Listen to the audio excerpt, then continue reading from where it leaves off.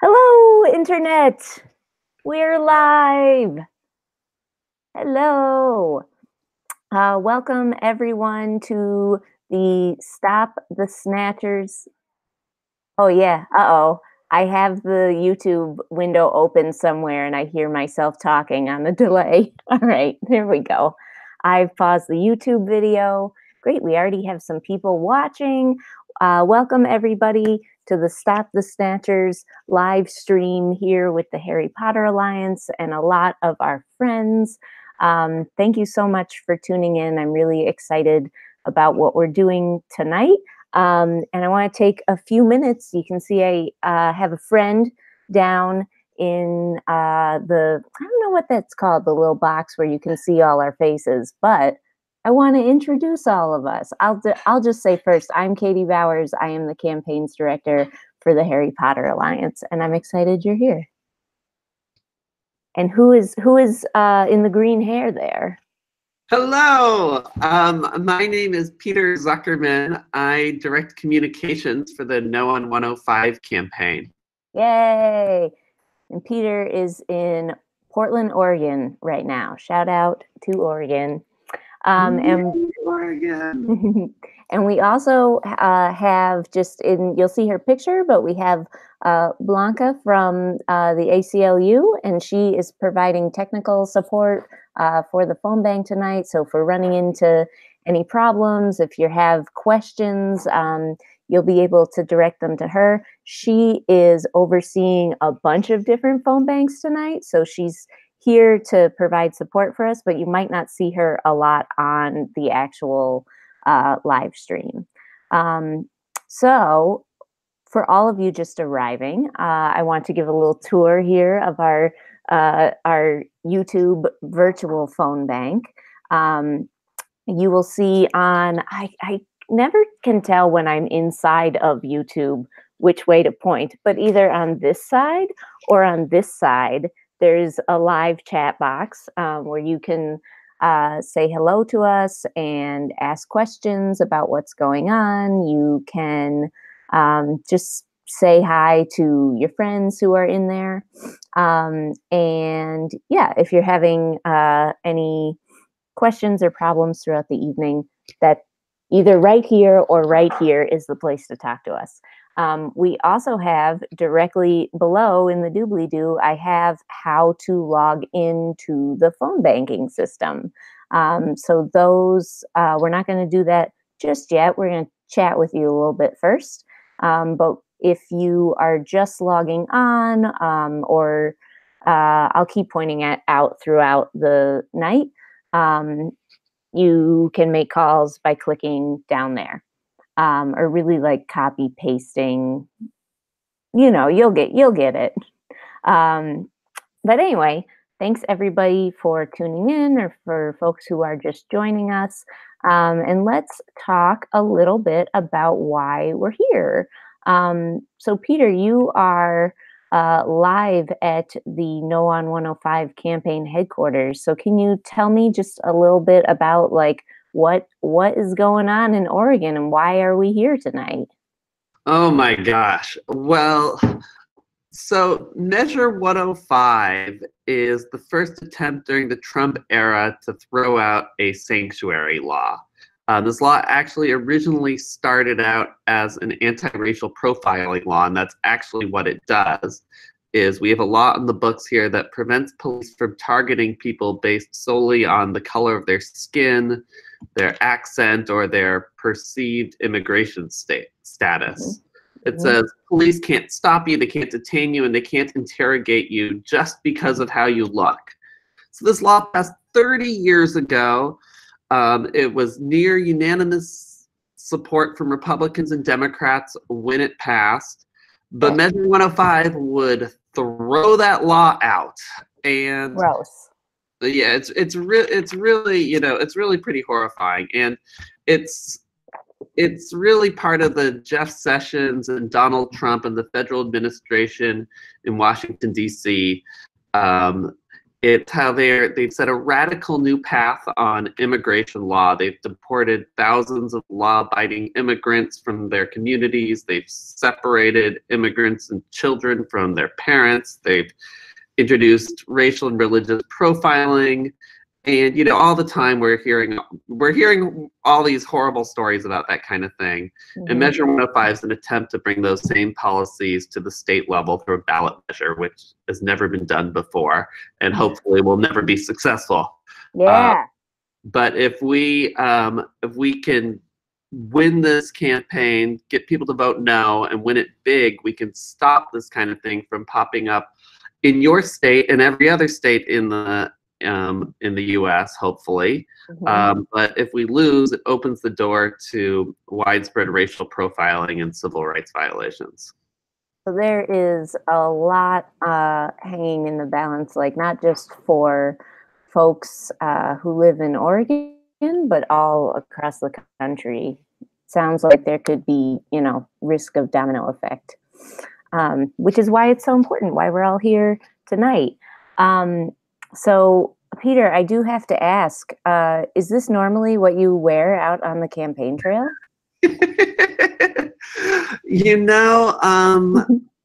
I have to be totally honest. I was so excited that there was a Harry Potter group doing this work that I'm a comms person. I'm not usually the person who does this kind of talks, but then this came through and everyone was like, oh, yep, that goes to Peter because he's always looking for an excuse to wear ridiculous things, and he's a big nerd. So it's not what I wear every day, but it's what I would like to wear every day. Legit. Peter, what house are you repping tonight? Well, this is because I happen to have it nearby as a Gryffindor, and maybe this is more Slytherin, but I think in true heart, I'm more of a Hufflepuff. Oh, nice. You got a real house unity vibe going on. That's beautiful, because you cover 3 of the houses, and I am a Ravenclaw, even though I'm wearing a Gryffindor scarf, and that's because I want to be feeling extra brave tonight since we're making phone calls. But yeah, it's also because, like Peter, I happen to have some Gryffindor wear that was close by. So thanks. So we've had a few more people join us, which is super exciting. You're just in time for us to do the training on the software. So if, just as a reminder, oh, hey, Amanda's using the chat now. She says, yay, Hufflepuff, right on. Just as a reminder, we do have the chat, so if as we're going through this, you have questions, go ahead and drop them in there. We are it's a little bit on a delay, so if you ask your question and don't immediately get an answer, just, stay listening. We're coming to help you, I promise. Okay, so first step for making calls tonight is to go, and I know that a lot of you watching this are wizards, witches, magical folk, and this is maybe your first time using the telephone, so we understand. So you are going to need your computer, which you're watching, so I feel confident you have one, and also your phone. So you need both of these things. It doesn't have to be a cell phone. If you live in a place that has a landline, that'll totally work too. So don't worry about what kind of phone you have. Just have one and have your computer. Cool. Peter, I'm gonna just be reading the instructions, but if you have thoughts as I'm going through this, feel free to interrupt me. Well, I want to say a few more things, which is by please. By doing this, you're joining. We literally have hundreds of people out every night knocking doors, making phone calls, and working really hard. This race is shockingly and disturbingly close. It could come down to 100 votes, and I'm so grateful that you guys are here doing this, because it really could be the difference between this horrible law passing and us stopping this thing from happening all over the country. And so thank you so much. It makes a huge difference, and it's so heartwarming to see that the other fantasy nerds out there like me are making a difference. Yay! Yeah, it does. It does. As soon as you logged in with that hair and that bow tie, I was like, oh yeah, we found our people. Another cool thing about this is Peter mentioned there are like hundreds of people who are doing, canvassing and calling in Oregon. Some of the people doing that are our HPA chapter in Portland, Oregon. Their chapter is called PDX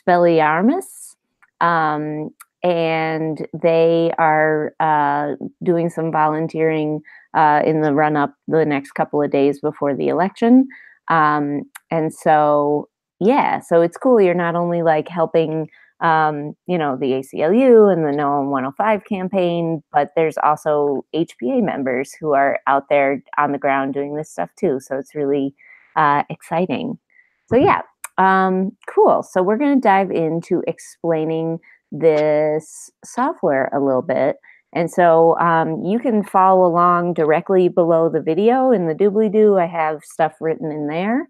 But the first step is to go to hubdialer.com/agent.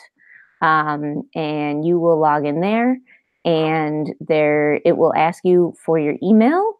It will ask you if it's your first time ever using Hubdialer, which if it is, you should say yes. And then it will ask you for your name, and that's it. If the information that you share here is shared with the ACLU, they're good people, and they will only send you information about further ways to help change the world. So you should, don't feel nervous about that. Your information's not going to get shared with anyone that you call tonight. It's not going to get shared, outside of the ACLU. So you can feel good about that.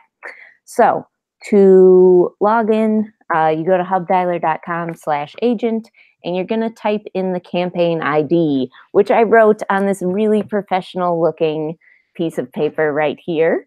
But you can also see it right down below. The campaign ID number is 16516 for those of you who prefer some auditory learning. And you'll also enter the passcode, which is 111222. So easy. So easy. Once you have entered those, I have this open somewhere in another tab. I'm trying to log in at the same time as everyone who's watching, so we're all doing it together. You will be taken to the Hubdialer predictive dialing page, which is going to tell you a little bit more about what to expect when you're calling. So I did a test run of this before we all got on the call today. And so I want to tell you a little bit about what to expect. So you are, I'm having a hard time talking with this right next to me. I'm going to try and reposition my camera. Oh, but now you can't really see it. I'm going to just put it down because it's directly below us. You can read it right there. So what this does, your phone and your computer are going to work together to be making phone calls. And it's a predictive dialing system, which means it's just going to keep calling numbers until someone picks up. So you are most likely not going to get voicemail. You might, if somebody has one of those voicemails that's like, oh, hey, I'm not here right now. But we're not leaving voicemail messages tonight. So if you do accidentally get on a voicemail, you can disconnect. There is a button on the computer that you will use to hang up.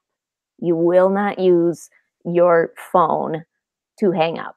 I know this is going against years and years of conditioning of how phone calls work. but you're actually going to use the computer to hang up. So far, so good, right? So what you're going to do, you are, if you're looking at the Hubdialer page right now, you can scroll down and you can see that there's a script. The example script says, "Hi, I'm blank name," that's your name, "and I'm hoping to speak with Valerie." And so this is, we're mostly calling folks tonight who are most likely already supporters of No on 105. So we're not, you might get somebody who's undecided or like leaning towards voting yes. But for the most part, we are like calling people who are likely going to be supporters, and we're helping them make sure that they know where to drop their ballot off. Because Peter, Oregon, how does voting work in Oregon? It's not like a traditional polling place. Oregon is really unique, and it's one reason why extremist groups around the country tend to pick Oregon as a place to put in like crazy ballot measures like Measure 105. So Oregon has a vote by mail system with a long window of voting, and you literally can vote at your dinner table and you just drop it in the ballot box or in the mail. And one consequence of this, which is both good and bad, is that there's a lot of time. It's also really cheap to get on the ballot in Oregon. That's another thing. So we have really long ballots. But one result of this is that campaigns can test new movements in Oregon because you can see what different messages are getting people to turn in their ballots. And so one reason this campaign is so important and we're so grateful for the work you're doing is that we've seen in a lot of issues. I mean, like Oregon has faced more anti-gay ballot measures than any other state. It's faced, I mean, just a whole lot of like crazy measures. And one reason is because of our really awesome vote by mail system, but also a system that allows bad guys to test out new things and see how it's affecting voter returns. That's interesting. Yeah, I had no idea that it was a vote by mails. Like I had not really heard of that before now. So the deadline to vote by mail is today, right? You have to get to make sure it arrives. You have to have it in the mail today. But you can also drop it off at a ballot box. There's a ballot box at just about every library. And there are lots of, so that's like, if people don't know where and you don't quite know what to say, just say, hey, go to your local library. They'll have a ballot drop-off box, and people often know where that is. That's the easiest thing to say. Yeah. I think we're using ACLU's system, and I think there's actually a way that if somebody says like, oh, I don't know where to drop it off, you're actually able to like look up like what's closest to them. But yeah, a lot of them are libraries. And as we say at the HPA, when in doubt, go to the library. So you're going to see a script. You just introduce yourself and you just follow along in the script. For example, this one says, hi, I would say Katie. The script, oh wait, it starts with hi, Valerie, but yeah.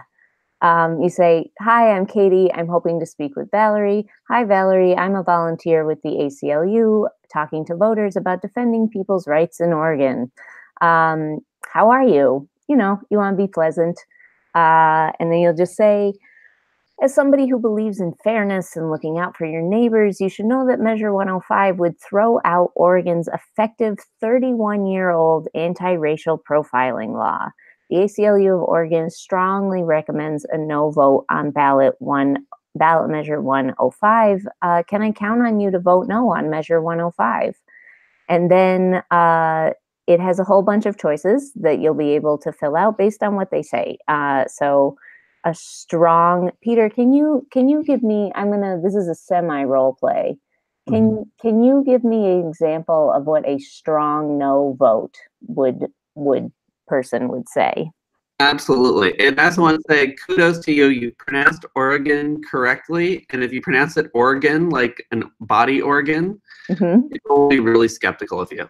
I don't know why, but it's a local cultural thing. So, or so, so, Oregon. so I That's said, another I awesome. say Oregon. Yeah, just say Oregon. So good work there because like not that many people get that right. So Thank you. I worked there were a couple of things I looked up how to pronounce before this live stream. that is an important one. Thank Um, you. yeah, I mean a strong no would be like, no, I'm definitely voting no on Measure 105. That Beautiful. sounds horrible. Beautiful. What is like a lean no? They're leaning towards no. It's well, yeah, I'll probably do that. Um, but we'll see. You know, I haven't made a. Yeah, I think I'll do that. Mm-hmm. And it sounds like you were also leaning into undecided there a little bit. I don't know if we're going to run into a lot of undecided voters still, but maybe. Yeah, I would actually be surprised. There's a lot of undecided voters on this issue because there's just ads running on both sides and a lot of fear mongering from the Trump administration, to be honest, is our biggest challenge. So I wouldn't be surprised. There's a pretty big undecided in this campaign versus others I've worked on. Mm-hmm. Oh, well, it's good to know. So just for example, undecided vote would be like what? Hmm. Well, I actually don't know what I'm going to do yet. You know, still making up my mind. Mm-hmm. And our least favorite answers. What would a voting yes sound like? Oh yeah, I was thinking of voting yes on that measure. Yeah, I mean that would be yeah, and then Yeah. And so if you just follow the script.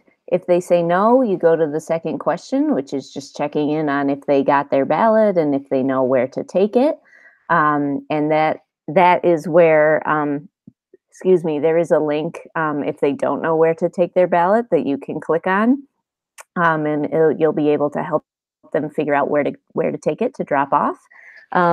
If folks are undecided, you can there's a little bit in the script that explains a little bit more about the measure and explains like why it would be so unfair and so dangerous. And so you can help folks get a little bit more education about it.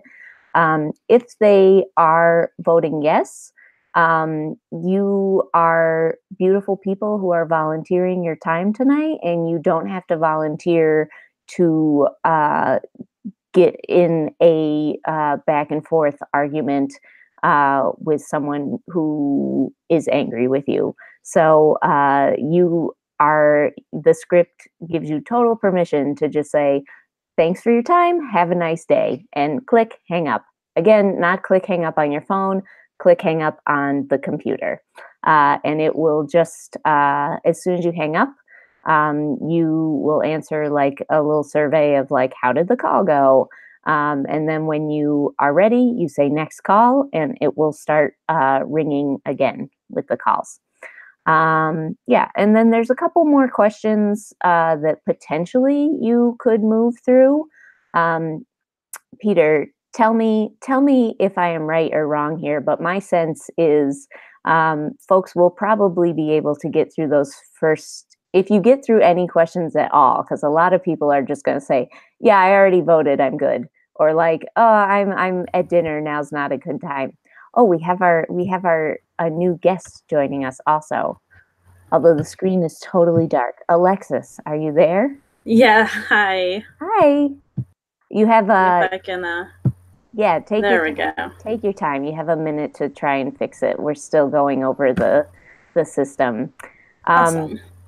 But yeah, Peter, I might sense kind of people will get through maybe the first two questions of like, can we count on you to vote no?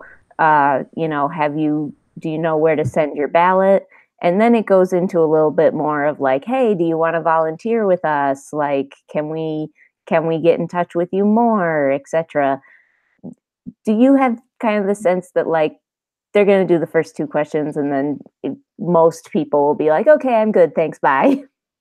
That's probably 90% of people. The one thing is that some people are confused just about the, like, because there's a whole double negative thing where we want people to vote no to not throw out the anti-racial profiling law. So we make the question of, oh, well, I want to keep the sanctuary law, or I want to keep the anti-racial profiling law. I'm not sure which way that I vote, especially with like older people who are often the ones who pick up the calls.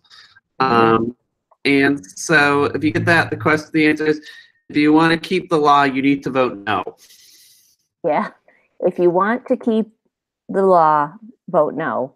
Yeah, which is confusing, but that's how like these people wrote this measure. So I feel like it's intentionally confusing. I think it's a little intentionally confusing. So. Death Eaters are sneaky like that. Yeah, so just remind people, if you want to keep the law, vote no, and make sure you turn in your ballot. Do you know where to do it? But yeah, so that's pretty much it. And then like when you are ready, you hit next call and it will keep trying to ring up the next person. On here, we will just be here like giving you more information. We'll be talking to some really cool creators from all around the internet. We have coming up next, we have Alexis, who is from Latinx Geeks. And she is someone who found a lot of our guests tonight. It's really awesome. And she's also a community partner for the Granger Leadership Academy, which is our really awesome once a year, like huge DA meeting, hero training conference that's in Philadelphia this year in March. So yeah, it's going to be really fun to chat with her, and we will be here all night providing support and feedback to you all. And if you have questions, remember to ask. I'm seeing a lot of Hufflepuff love in the chat right now. So what can I say? Typical HPA meeting full of Hufflepuffs. I'm sure we'll get some Ravenclaws on here later. Don't you worry. But yeah, Peter, do you have anything else that people should know before they start calling? Oh, let's see. One of the most persuasive reasons why a lot of people who are voting no on Measure 105 is that it would make us less safe.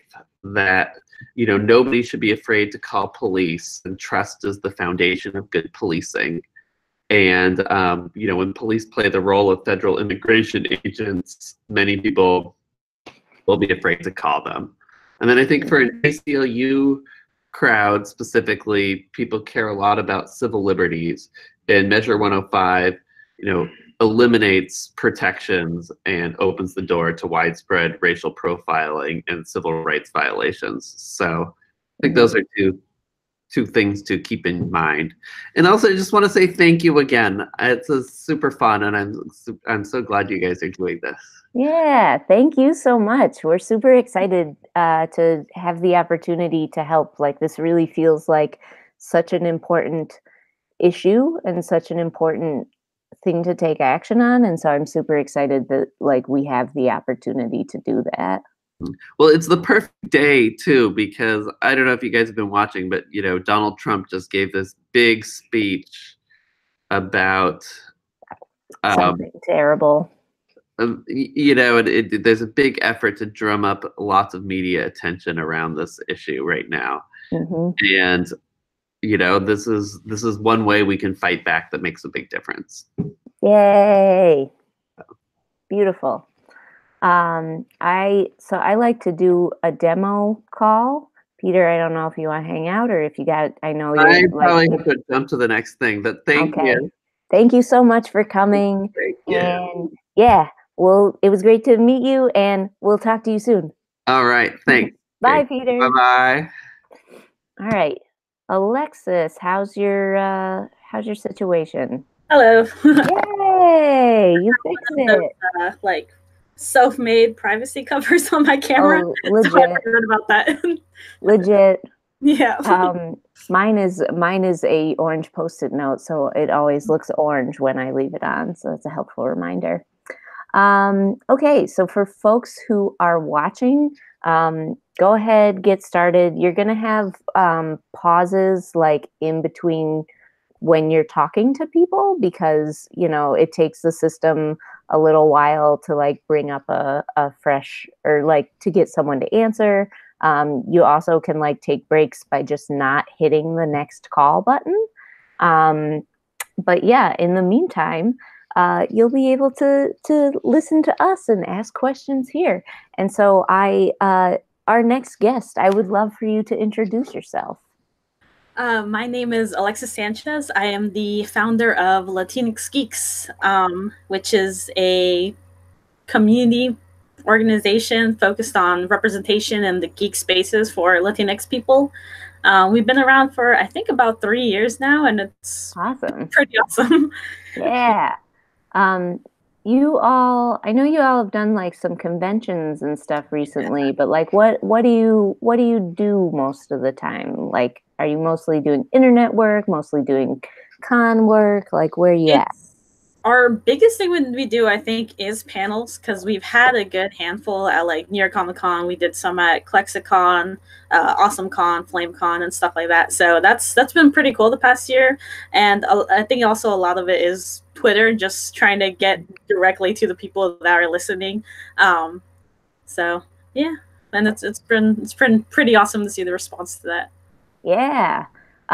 Alexis did an awesome job of getting the word out about this and getting some cool guests who are going to be joining us pretty shortly, some of them. Yeah. So I'm pretty excited about that. Alexis, so tonight we are making these phone calls, hoping to help protect. Hi, Sarah. Thanks for joining. There's just people in the chat saying, hey. Yeah, making these phone calls to hopefully help protect immigrant families and especially undocumented folks in Oregon. And I'm just wondering, like, why is that such an important thing that everyone should be doing? Well, the first thing, I guess, is mainly safety for families. I know that it's mostly, obviously they're aiming for adults most of the time, but a big thing is that children do get swept up in this. It's not just when they go after families, like undocumented families or whatever the case may be. It's not just a single person issue, because most of these people come in and they're not by themselves. For example, my dad came here when he was 15 by himself. He was escaping the war in El Salvador. And because he was so young, he was basically got refugee status. So he was here, but he didn't, even though he came by himself, he did come to a community. He was immediately taken care of by the church community here in the DC, Maryland, Virginia area. And when something like that happens, it affects the community. I remember when I was in 8th grade and there was another big immigration issue back in 2006. And I remember hearing stories of like fellow students who were like, oh, my mom had to lock herself up in the bathroom of wherever place she was working because they heard about raids. And it was just that fear, hearing that fear from like people your age. And even though like I was born here and my mom is a citizen now, but people, when police officers, if they do work with ICE and stuff like that, they don't know that. They don't immediately think about that. What they see is they see you first. And even if you are protected by being a citizen or whatever the case may be, there's still a little bit of that fear. And a lot of kids do grow up with that. Yeah. And I mean, even it doesn't stop them from harassing you in the moment. Yes, it definitely does not. Yeah. This is why we're here, is to prevent garbage like that. Exactly. I want to take a moment because we did have a new person join us, and I hope that you could say hey and do us a quick introduction. Who is our next special guest? Okay, so this is Edgardo Miranda Rodriguez, who is the creator of La Borinqueña, which is one of the best Latinx superheroes out there right now, I've got to say. Puerto Rican Afro-Latinx superhero.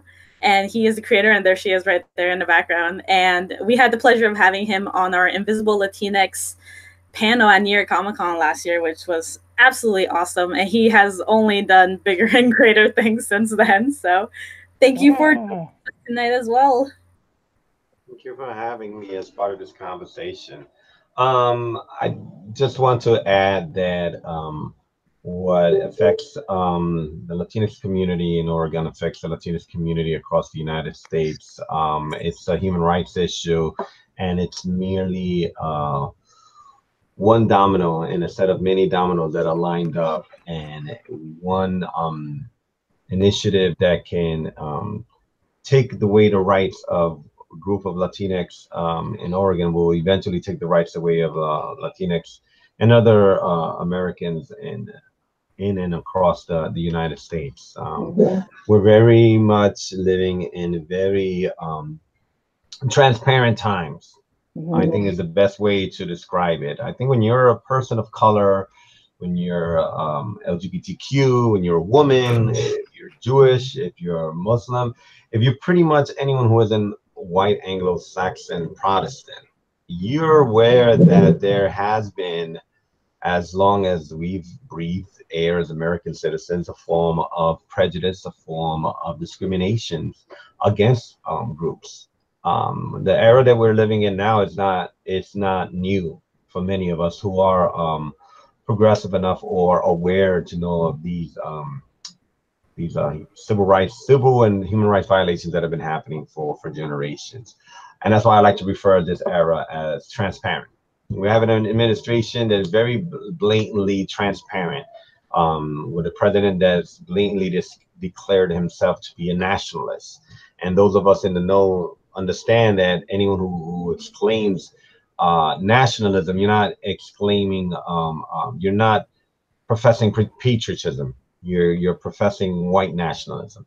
So I think it's important that I'm a part of this conversation. Oftentimes there is this misconception that as a Latinx of Puerto Rican heritage that I am not part of this conversation.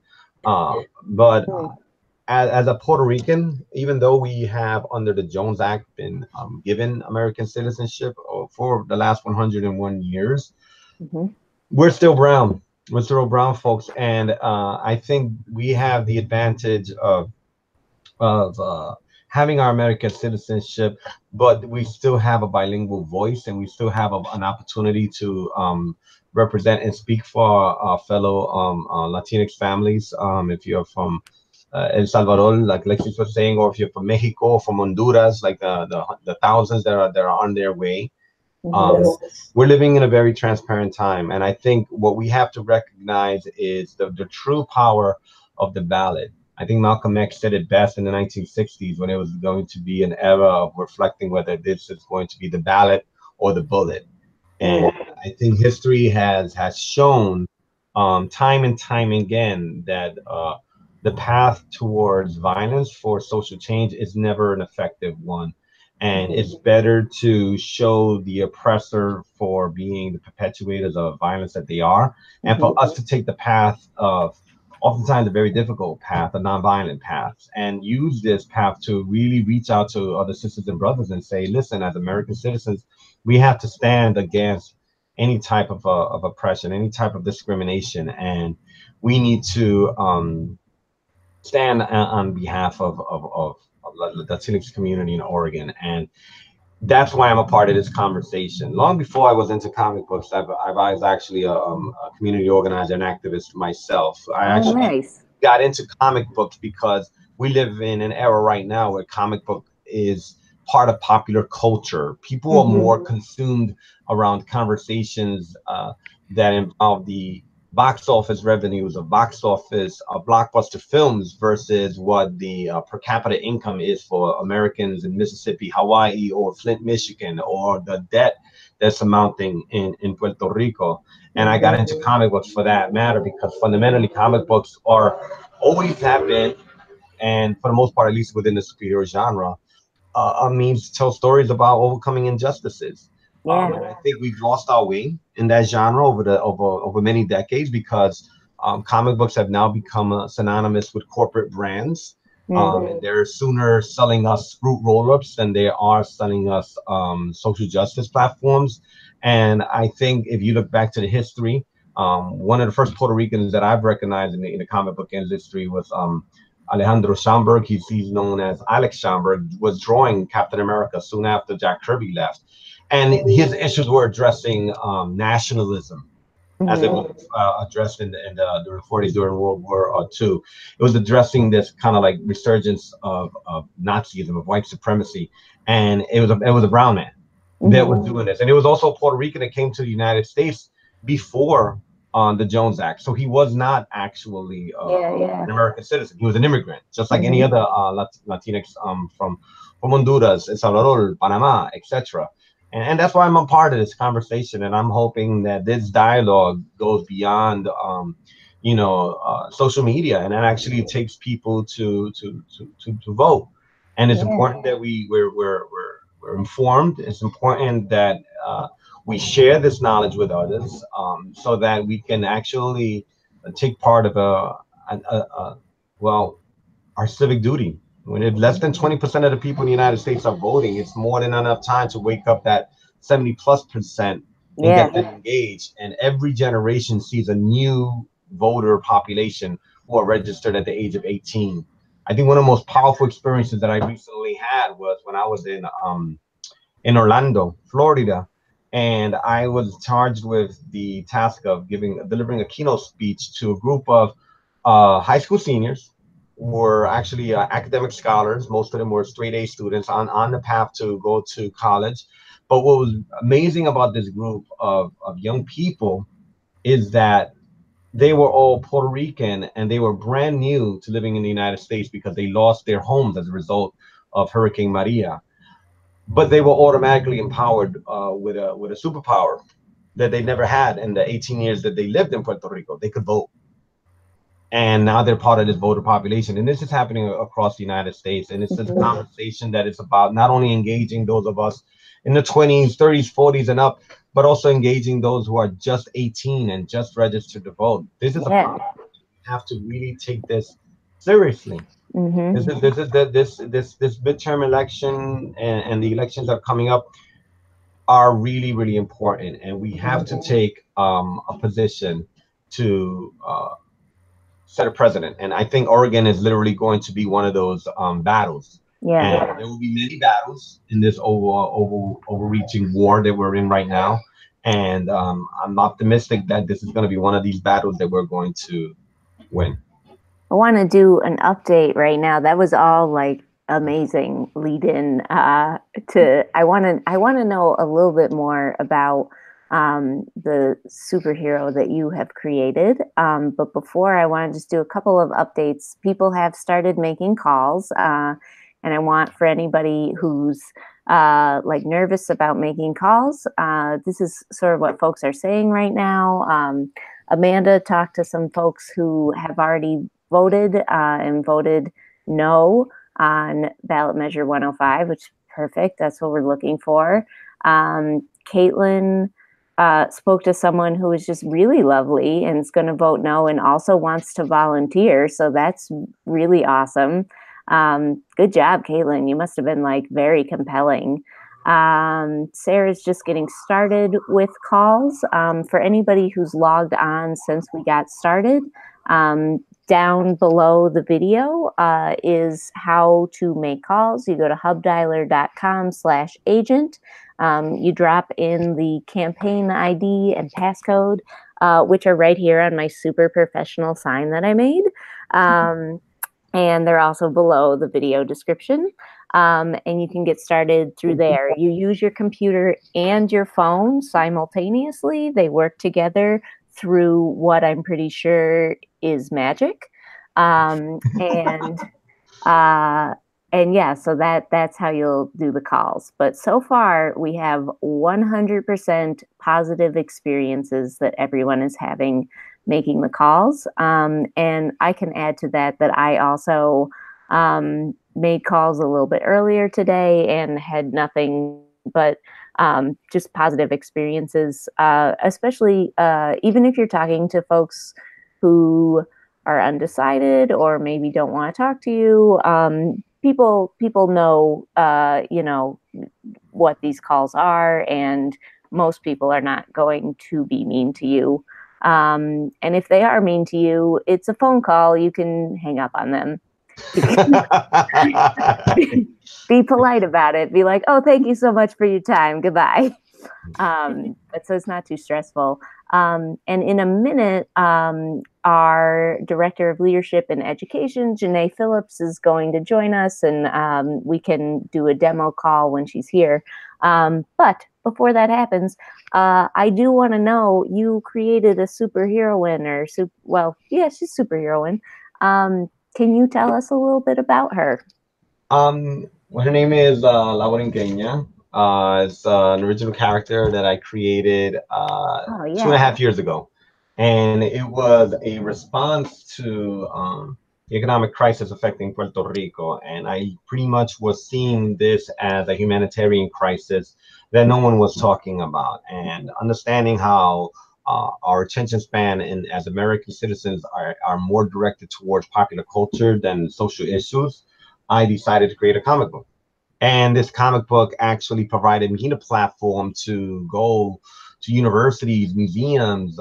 They would invite me. In fact, I was recently at the University of Washington, Bothell, and I spoke out there and about this work, giving an opportunity to engage in conversations and a discourse with people beyond the Puerto Rican diaspora, to let them become aware of the 3.5 million American citizens that live in Puerto Rico, who for the last 101 years have not had the right to actually vote in a general election, but have been drafted in war after war, and have been a part of American history, the good and the bad. You look at the African American community in terms of how they were historically oppressed, with such instances historically as the Tuskegee experiment, or when the Asian community, particularly with Japanese, were placed in internment camps. No one discusses how Puerto Rican women were experimented on for close to 2 decades, leading to a mass sterilization, oftentimes leading to women being institutionalized for psychiatric reasons, or finding themselves tricked into being sterilized and it was irreversible. And also all of this testing leading to the birth control pill that everyone uses today, that you can pick up at a Walgreens or Walmart or a Target, and no one understands that history. So a lot of the work that I created with La Borinqueña was centered around advocacy, and that inevitably led to creating a project soon after Hurricane Maria called Reconstruction.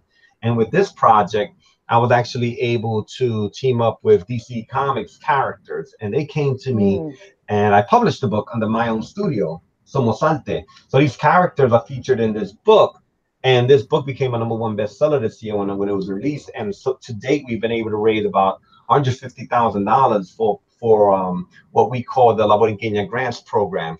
And the grants program has allowed us to give money directly to very small, oftentimes overlooked grassroots organizations on the ground in Puerto Rico, doing work directly related with women's health, children's education, environmental justice, all forms of education, advocacy, and activism that oftentimes is overlooked. Very small grassroots organizations that oftentimes don't even have the infrastructure of a 501c3, a nonprofit status. And so we actually gave money directly to these institutions on the island, and we're personally there just a few weeks ago, and not only awarded them with these grants, but also created a network allowing them to talk with one another, organizations that are miles apart from each other and never actually working with each other, because oftentimes these organizations, like with a lot of the initiatives, for example, what's happening in Oregon, are very insular. A conversation like the ones we're having now are so important because it creates a larger movement. And I think that's what we're trying to do on a small scale with La Borinqueña, is bring the awareness to a larger audience with the comic book genre, comic book community, and beyond. And so it's a comic book. You have a lot of folks like Alexis who love it for the actual comic book that it is, and I work really hard to actually make a a very good quality story and a character that is very representative of what a young woman is today. But at the same time, it serves as a platform to really discuss these social issues that are for many years oftentimes overlooked, and really engaging people in a legitimate conversation around the decolonization of Puerto Rico. That's awesome. If people want to check out more about La Boricua, did I say it right? You said it perfectly. Yes, yes. If they want to check out more, like where can they find you? Where can they find her? Online. If you actually want to pick up the books, you can go to our website. It's la-borinquena.com, or you go to Amazon. All of our books are available there, the first, second issue, and the anthology Reconstruction. And just follow me on social media. We're on Instagram, La Borinquena Comics, also on Facebook, and I'm on Twitter at Mr. Edgardo NYC. Oftentimes I'm posting articles or interviews I've done on NPR, Washington Post, or upcoming like talks that I'll be doing at universities. And also just kind of like engaging people to use the books as a vehicle. And it's great to see, and just even as recent as yesterday, there was actually an educator in New Jersey that created a lesson plan introducing my book into second and third grade students and giving them the opportunity to discuss Puerto Rico. Or as recently as last month, when I was talking to a professor at Monmouth University who was actually working on his second doctoral thesis on La Borinqueña. And so it's amazing to see the range that this project has taken. It isn't just a platform for me, but it's becoming a vehicle for many others to kind of use.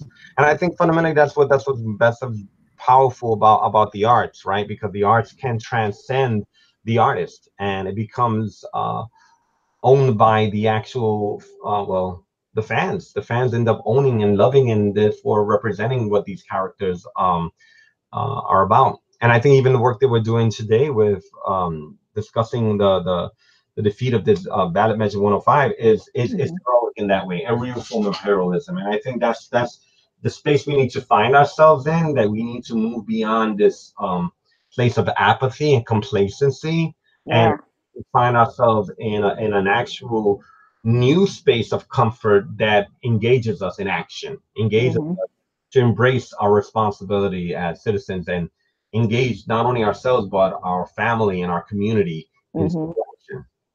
I like hearing a new space of comfort, because one, like, it's like pushing people out of your comfort zone, but I also like personally very much view activism as a form of like self-care and community care. And like when you see stuff like this ballot measure, or like just all of the garbage that comes out that is trying to drum up this like anti-immigrant racist part of our American history, and history as white people in particular, that is so gross.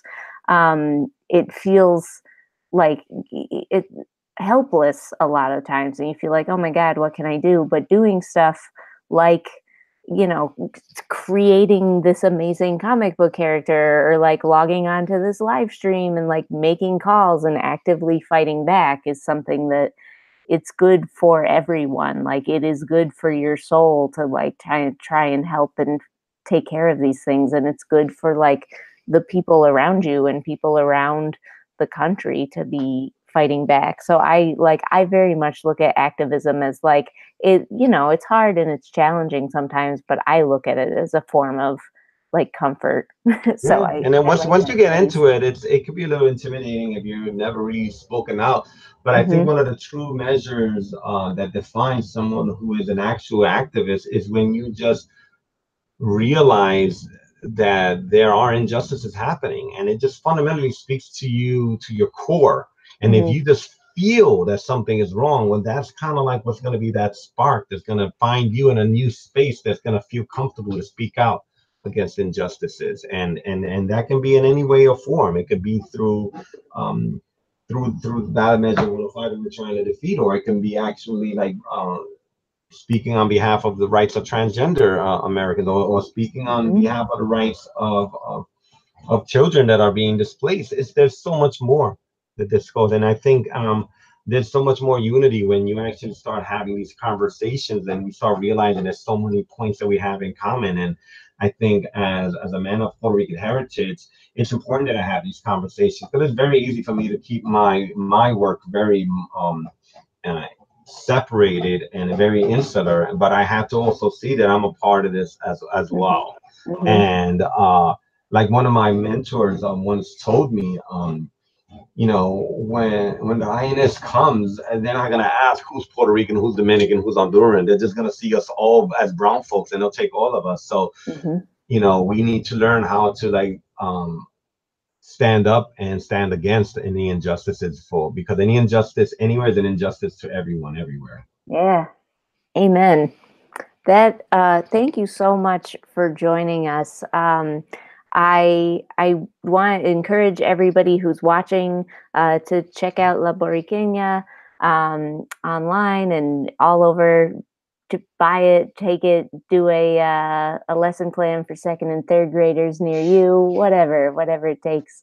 We had another special guest appear while you were chatting. And I do want to put out to folks who are here now. You're welcome to hang out and chat with us for as long as you want, or if you have to get going.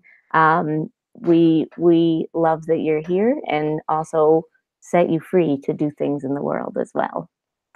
But who's our mysterious special guest down there? Hi, I look extra mysterious because I don't know what's up with this lighting. It's very... Oh, that got better. It got a little bit better. We're doing well. Really Hi, I'm Janae. I'm the... Yeah, I mean, it's, you know, it's nighttime here. We are 3 hours behind you, but it has gotten to be nighttime. So and we're doing okay. It was only like 80 degrees today, so it's starting to feel like winter time. We got the nice like mood lighting going. Janae's in Arizona, for anyone who is not familiar with why she's calling from somewhere that's 80 degrees now in November. Deep in the desert, yes. Yeah, I'm the Director of Leadership Education at the HPA. So I work on a little thing called Fandom Forward and Chapters and Ranger Leadership Academy. So it has been fun listening into conversation for the last 10 minutes or so. It sounds like you all have been having a great discussion. So yeah, Fandom Forward is where we you work on Fandom Forward. You talk about it. I feel like you were just going to take it for me. I feel like it ties in well with the comics discussion. Right. That's it. You know, that's why I was excited. So Fandom Forward, we create free curriculum for a wide range of pop culture. You know, we're based in Harry Potter, but it's Fandom Forward's one of our primary ways to also talk about other fandoms and take that pop culture and look at, you know, what are the big themes that jump out to us that connect to things happening in the real world, and then do a little, you know, breakdown mini lesson on those things, and then suggest some actions that people can take. So our resource team is very, very well versed in doing that for a bunch of different stuff. Yeah. And they're the greatest, pretty much. I agree. That's all I have to say. Reminder for folks who are just joining us, because I see a couple new people have come. The descriptions for how to start making calls are right down below the video description here. You go to hubdialer.com/agent and you input the campaign ID and the passcode. You'll get some prompts that tell you how to connect your phone through magic in order to start making calls. And it is very exciting. And I'm going to pause my updates right here because we have a new special guest who has joined us. Hi. Hi. How you guys doing? We're doing amazing. Bamba, I feel I gotta do a good introduction for you. This is we have our new guest is Bamba John Bamba. who, Hello. yeah, who you may recognize from a few different places. He has a role in Black Panther as one of like the military leaders. Yeah, heck yeah. Um, he is also on The Good Place. Good place. Yeah, where you play a character who has your same name, but My own name. Everything is one with John. I thought that was so cool when I found out that that was not just your character on the show and was your real name. Yeah. It was super exciting. And you may also, if you went to the Granger Leadership Academy, you may also recognize him as our Wakanda field reporter. Yep. Yeah. Fury.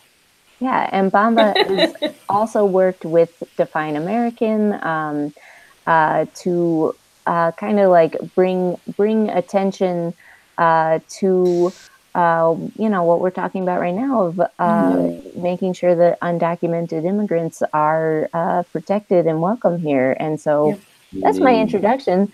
Bamba, what do you want to say? Thank you for the wonderful, wonderful introduction.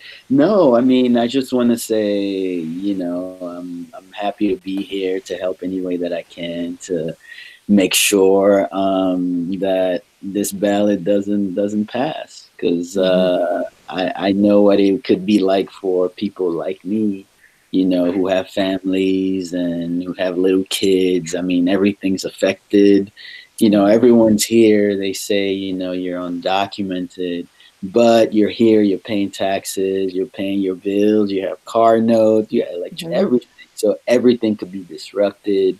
Your family could be torn apart just because, just if this law if this law passes, then it can be very detrimental to a lot of families, and not only undocumented people, but even those who are citizens. So I just want to do everything that I can. Yeah, that's awesome. Yeah, one of the organizers from the No on 105 campaign was on earlier, and he was saying like one of the really big threats is not just in Oregon, but if this were to pass in Oregon, it sets a precedent for the rest of the nation, and we will probably see. Yeah. I just want to also throw out before we dive into conversation, folks are sharing a little bit in the chat about how calls have been going. Amanda's been sweating with anxiety, but nothing bad has happened, which is beautiful. She just recently talked to one undecided voter, and she thinks that she convinced him to vote no, which is amazing. Yay! That's why we're here. Go, Amanda. Heck yeah. Let's see. And Sarah had a positive conversation too with somebody, and also someone hung up on her, which is fine. Goes with the territory. That's phone banking for you. But that's awesome. Way it goes. It seems like so far everyone who is making calls is reporting really positive experiences. Yeah, or really neutral experiences based on that one hang up. Yeah. So, Bamba. Yes. You've been in some pretty cool things. So just while we're here, I just want to know, what was it like to be in Black Panther? It feels like the thing that everyone probably wants to know, right? Yeah. So what was that? I mean, it was exciting, obviously, right? Just to be on a Marvel set, of that magnitude, and to be with, Lupita, Chadwick Boseman, and Denai, and Michael B. I mean, the list goes on. So I was definitely excited. We all knew that it was going to be, you know, a great movie, a great, you know, Marvel film, but no one knew it was going to, you know, shatter the box office and set records like it did.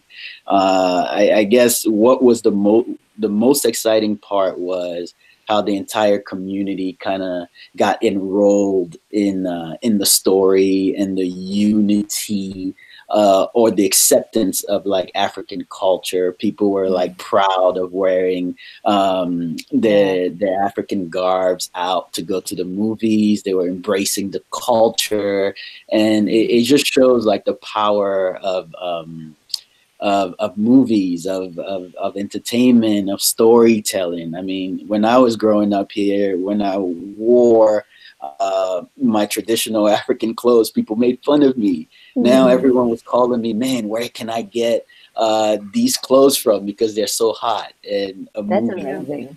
You know, so yeah, it's been an amazing ride. I mean, Wakanda forever lives on. Yeah. I was just at the Museum of Pop Culture in Seattle. They have a big Marvel exhibition right now, and they have just an entire display just on the costuming in Black Panther, and a whole thing about Afrofuturism and like how that, you know, the history of that, and just seeing that like taking up a large amount of real estate as part of that exhibition, I think like shows, you know, how important just having a movie like that is. It was really cool to see. It was cool to be a part of it. So I'm looking forward for more. Yeah. Yes. Yeah. We hope. And Amanda mentioned in chat too. Tom's just been involved in all sorts of things. He also wrote a great introduction letter for our Black Panther Fandom Forward toolkit. Speaking of Fandom Forward, so all kinds of connections.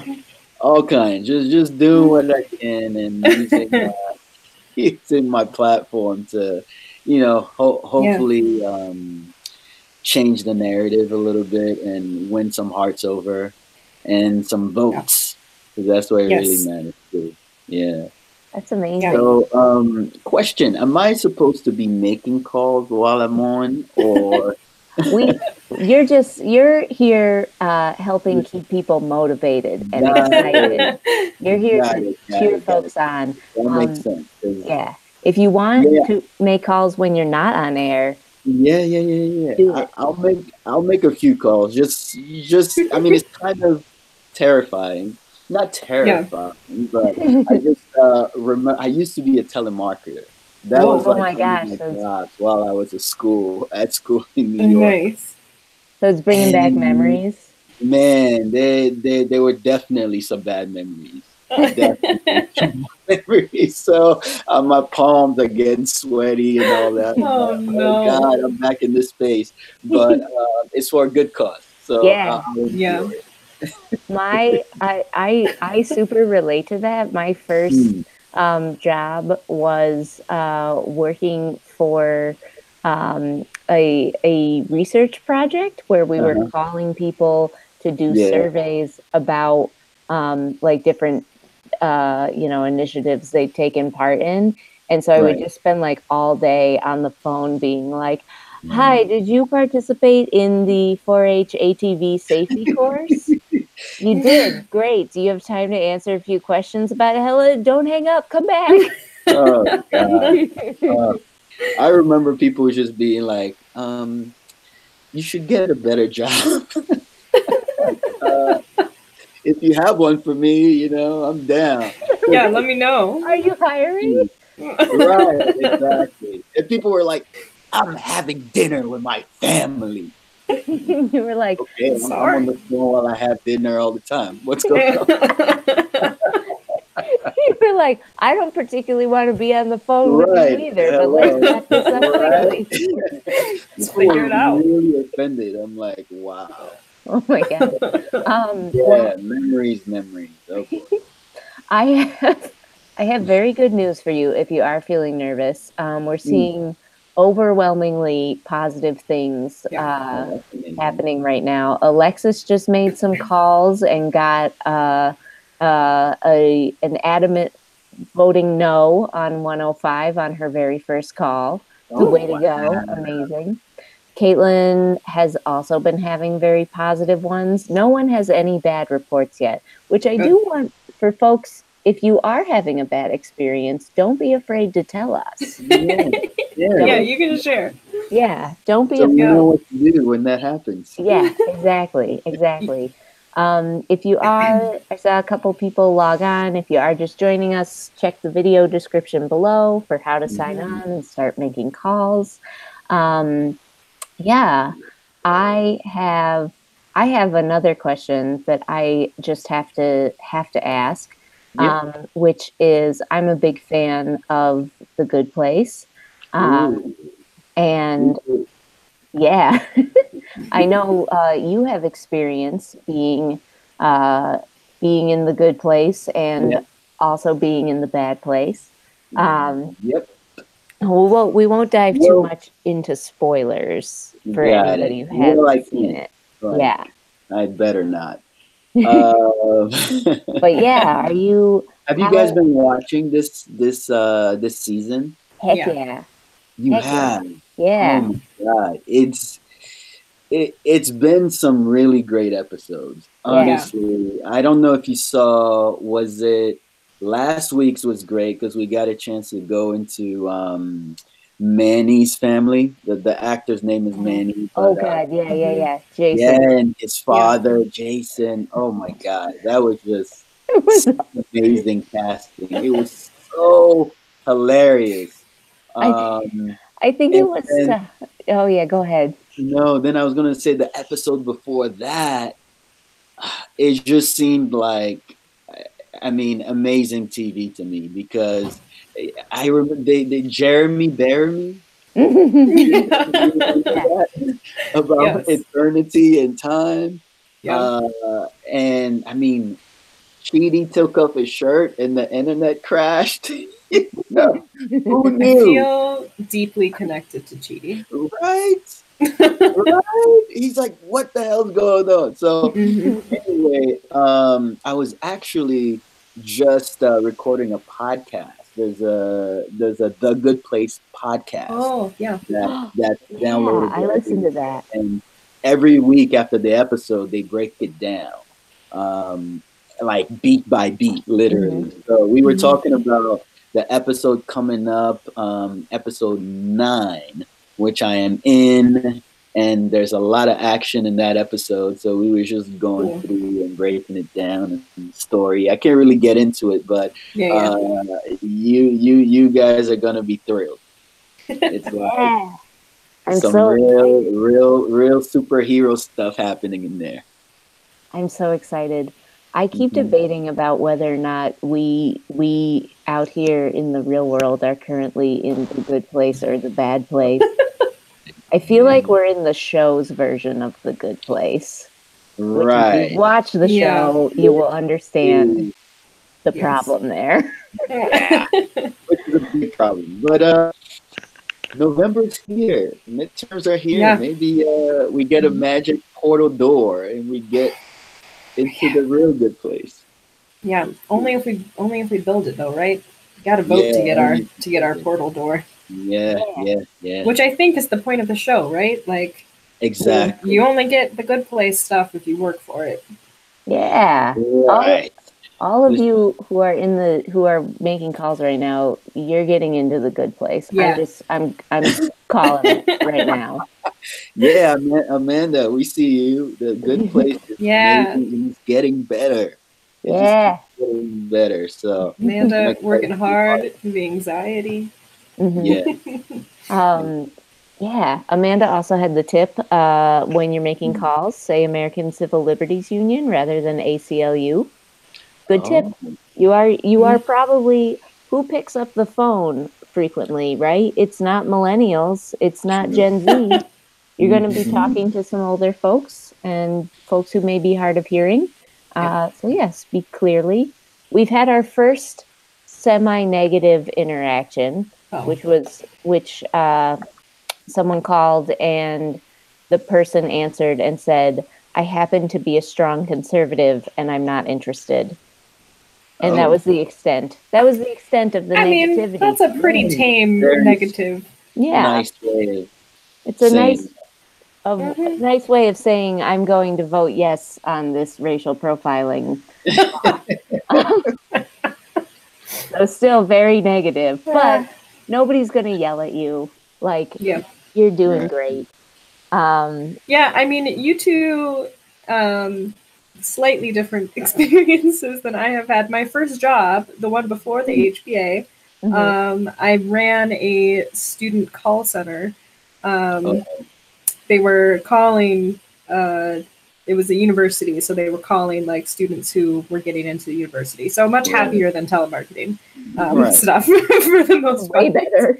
But what I used to tell them when they were very anxious, like their first few calls, was that in general, my experience is that the more nervous you sound, the kinder people will be to you.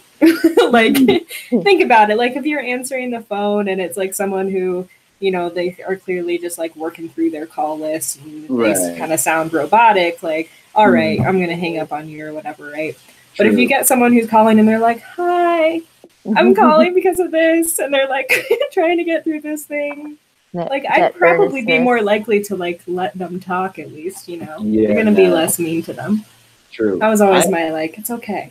That's a really good tip, because I've also found that when I use an accent, people are more interested to like listen, especially when I start speaking with my French accent. People are like, oh, wow, I like your accent. Where are you from? And then I can start telling them where I'm from, and we build a rapport, and you get 53 minutes of sprint on your language. This is a great tip. Speak with a French accent. Yeah. You heard it here first. You may need to back it up.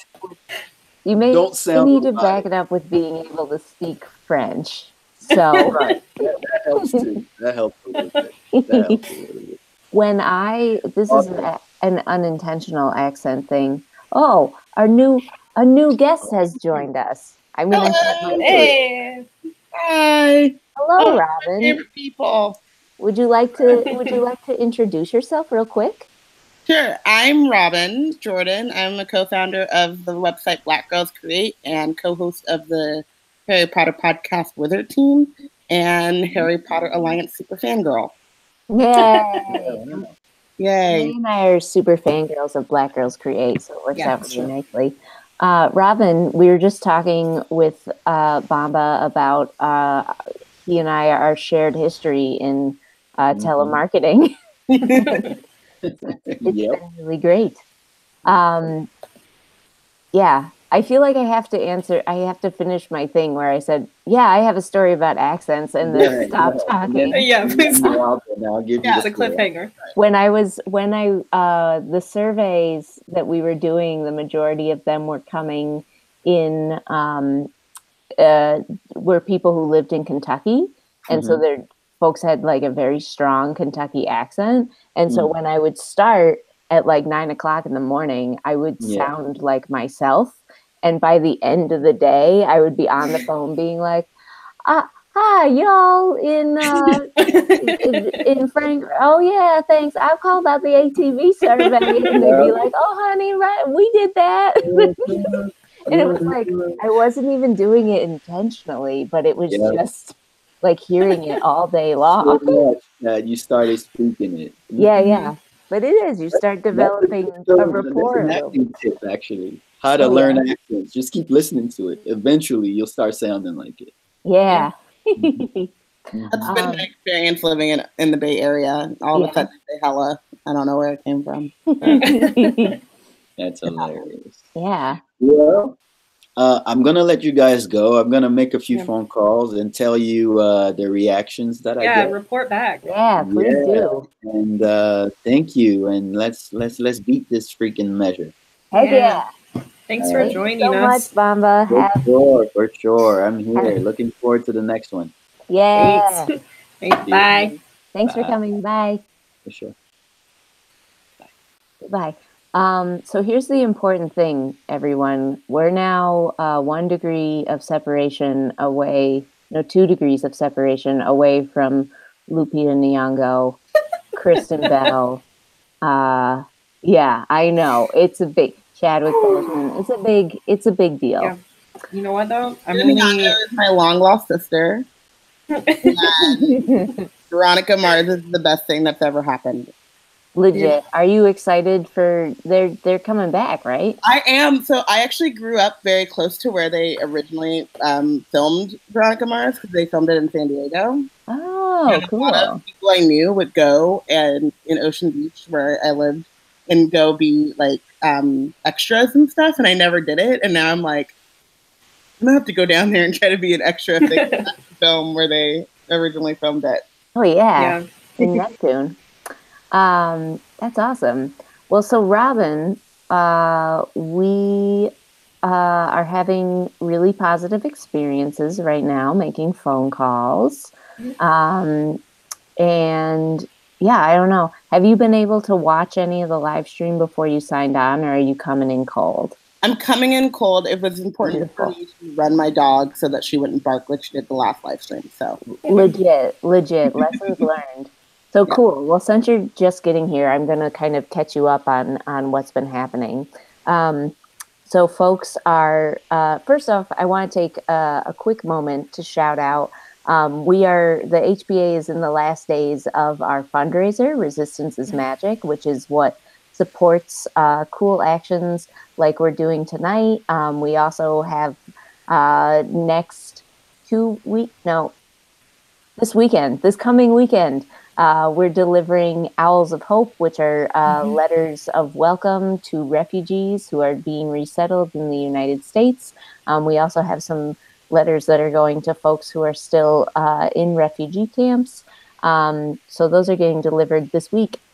So that's super exciting. Yay. But yeah, resistanceismagic.org is what supports all these cool actions. So if you're taking a break from calling, go over to resistanceismagic.org and check out.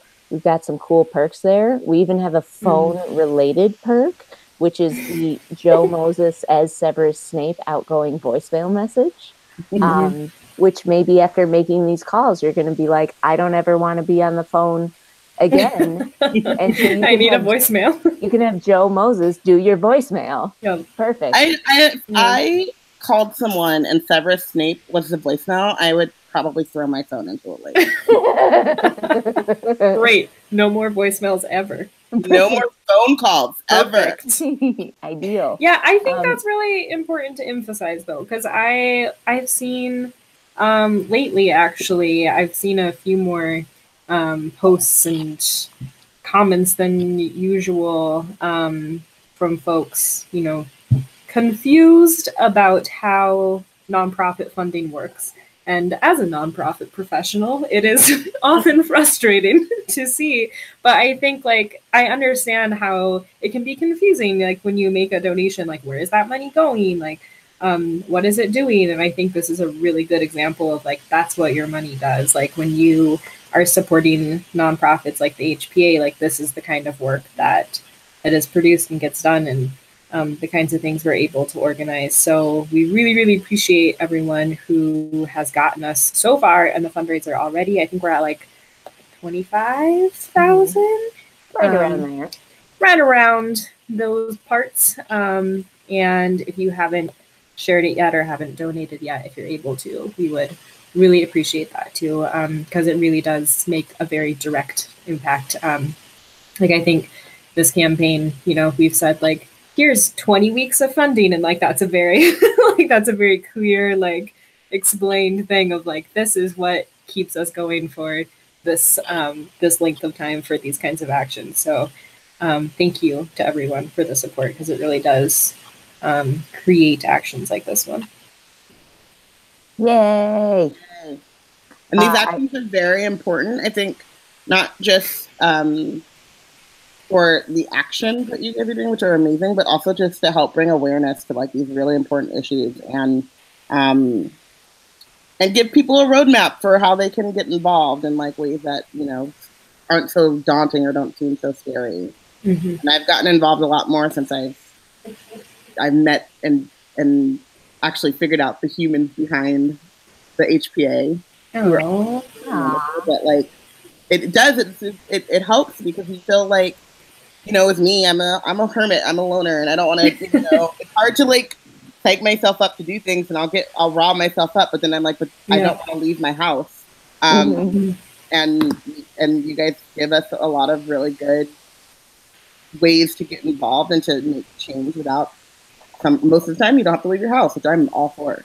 Beautiful. Beautiful. The magic of the internet. You can make phone calls from your couch. It's beautiful. That was such a good endorsement, Robin. Thank you. Folks are making calls right now. If you looks like we had a couple of people who just started watching. Hi, Abby. If you are just logging on, check out the video description below that shows you how to log in and make calls. And you can continue making calls throughout the evening.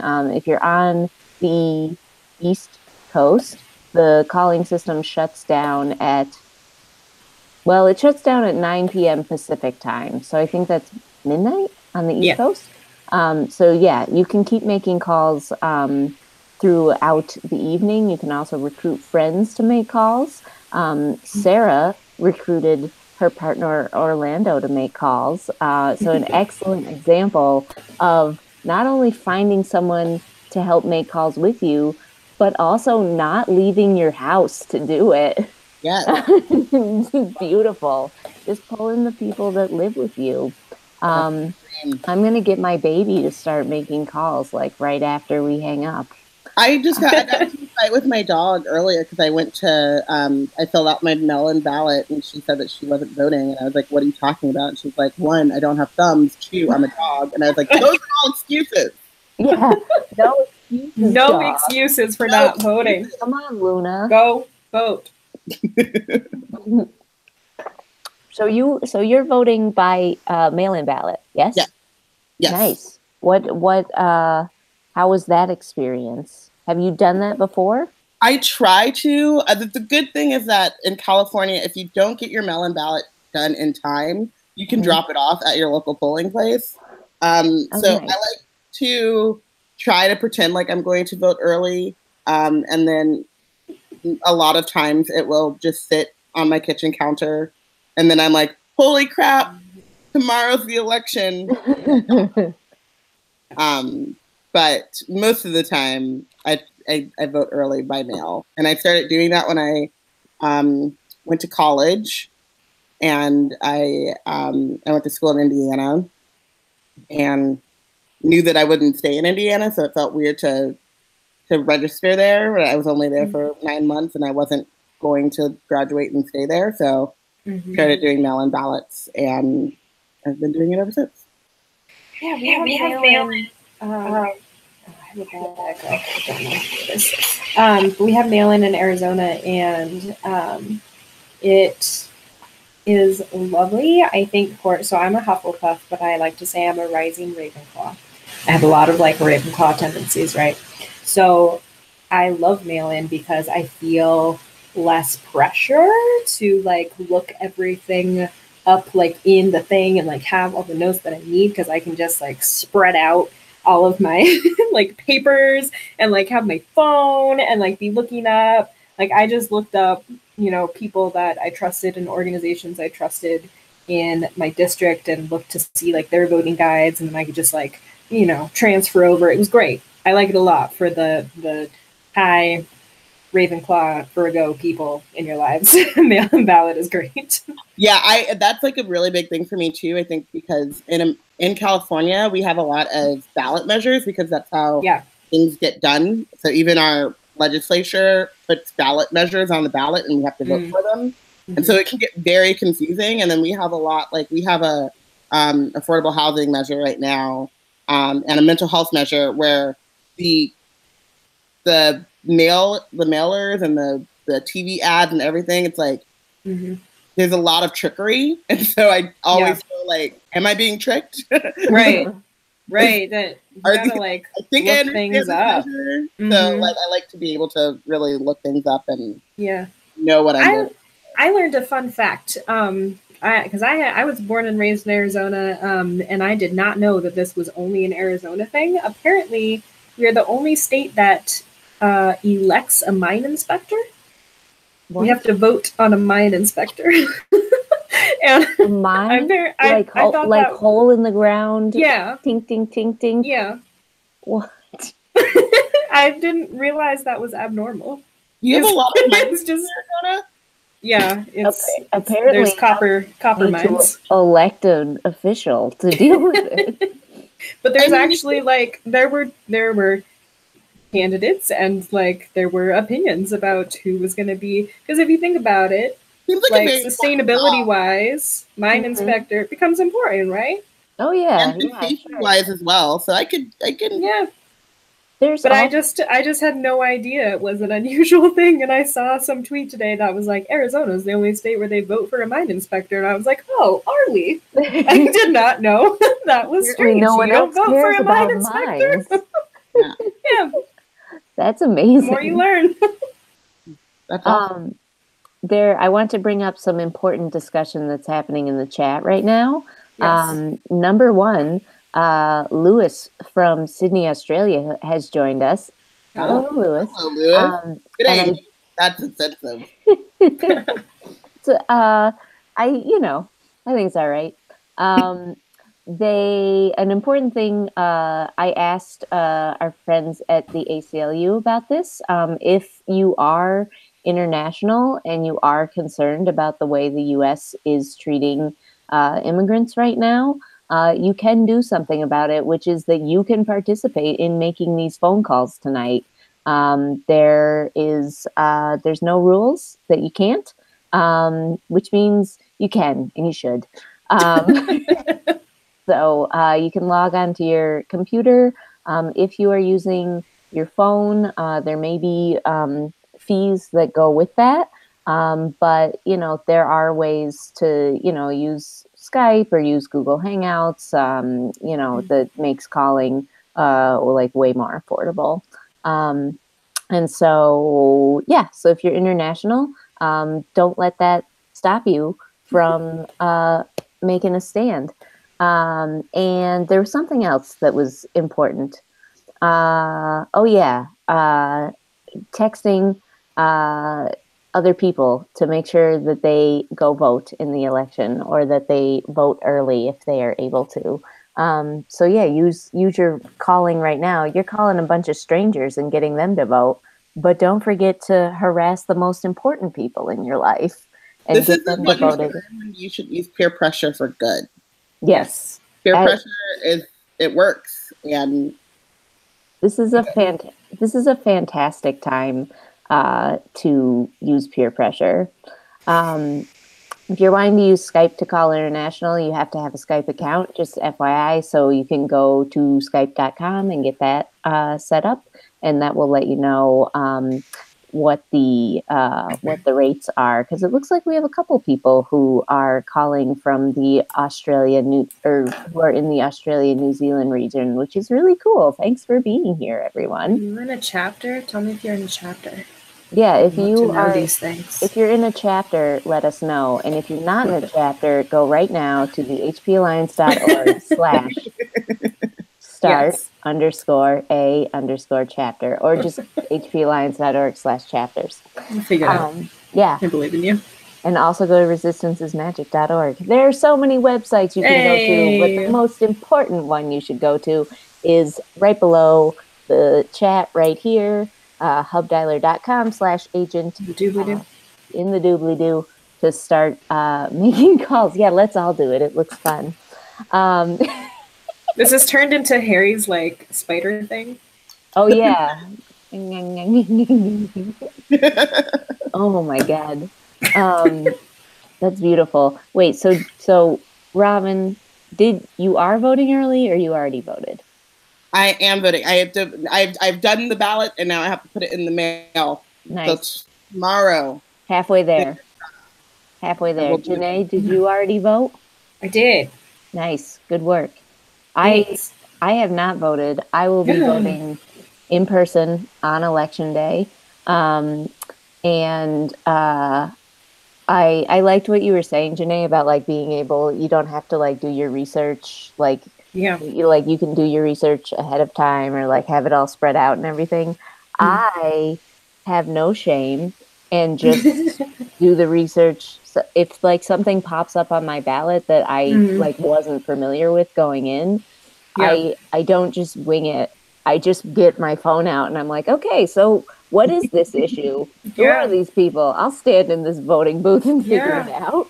You should though. So I don't know. I even I took the time to look up like board member candidates for the community college and like the school district and stuff because it's sad that it took this long to realize this, but ever since the 2016 election, I have gotten very nervous about just opting out of voting for people. So I've done a lot more research about all these like local positions and made sure that I'm actually putting in a vote one way or the other and doing enough research to feel like I'm voting for someone who represents my values.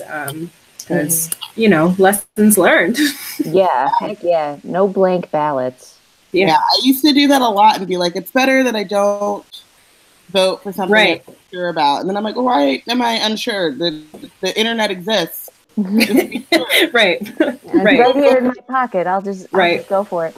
Speaking of I think it's also... Oh, hey! I thought you were going to be like, speaking of internet in your pocket. Speaking of pockets. Ready to go. Yeah. Mysterious voice. Hi, friends. Hi. Yes. Hi, my name is Anna. Anna Dardick. I work for an organization called Vote Pro Choice. This is our pin. Hey. So we help elect pro-choice candidates up and down ballot. And up ballot means like senator and Congress, and down ballot means like local offices. So when you're going through your ballot, you'll notice that usually offices like you vote for Senate and you vote for governor, like usually one of the first things. And then the last things are like just what you're talking about, like justice of the peace, or like there's an office in California I was looking at that's like director of the aqueduct, District 7. And so like you might be voting on that. It's like California's mine inspector. Yeah, exactly. Like there are some really interesting races out there. I'm kind of obsessed with the niche ones because no one else knows about them. I like to combine it with like the Parks and Rec, like no one knows what they're doing, and the like no one else cares. So like everyone that I know should be running for office for like aqueduct director. I mean, why not? Yeah, right. Aqueducts are important. They are. Think about water quality. Yeah. They're as the sea level rises, we're going to need more people who know about managing water flow. So this is important to get in on the ground level. Yeah, on the groundwater level. I was like, it's right there. What is it? But also for so I work on reproductive choice, and something that comes up a lot is zoning. So sometimes people will protest outside a clinic to stop people from coming in to make their healthcare decisions. And so actually an aqueduct director might have something to do with zoning.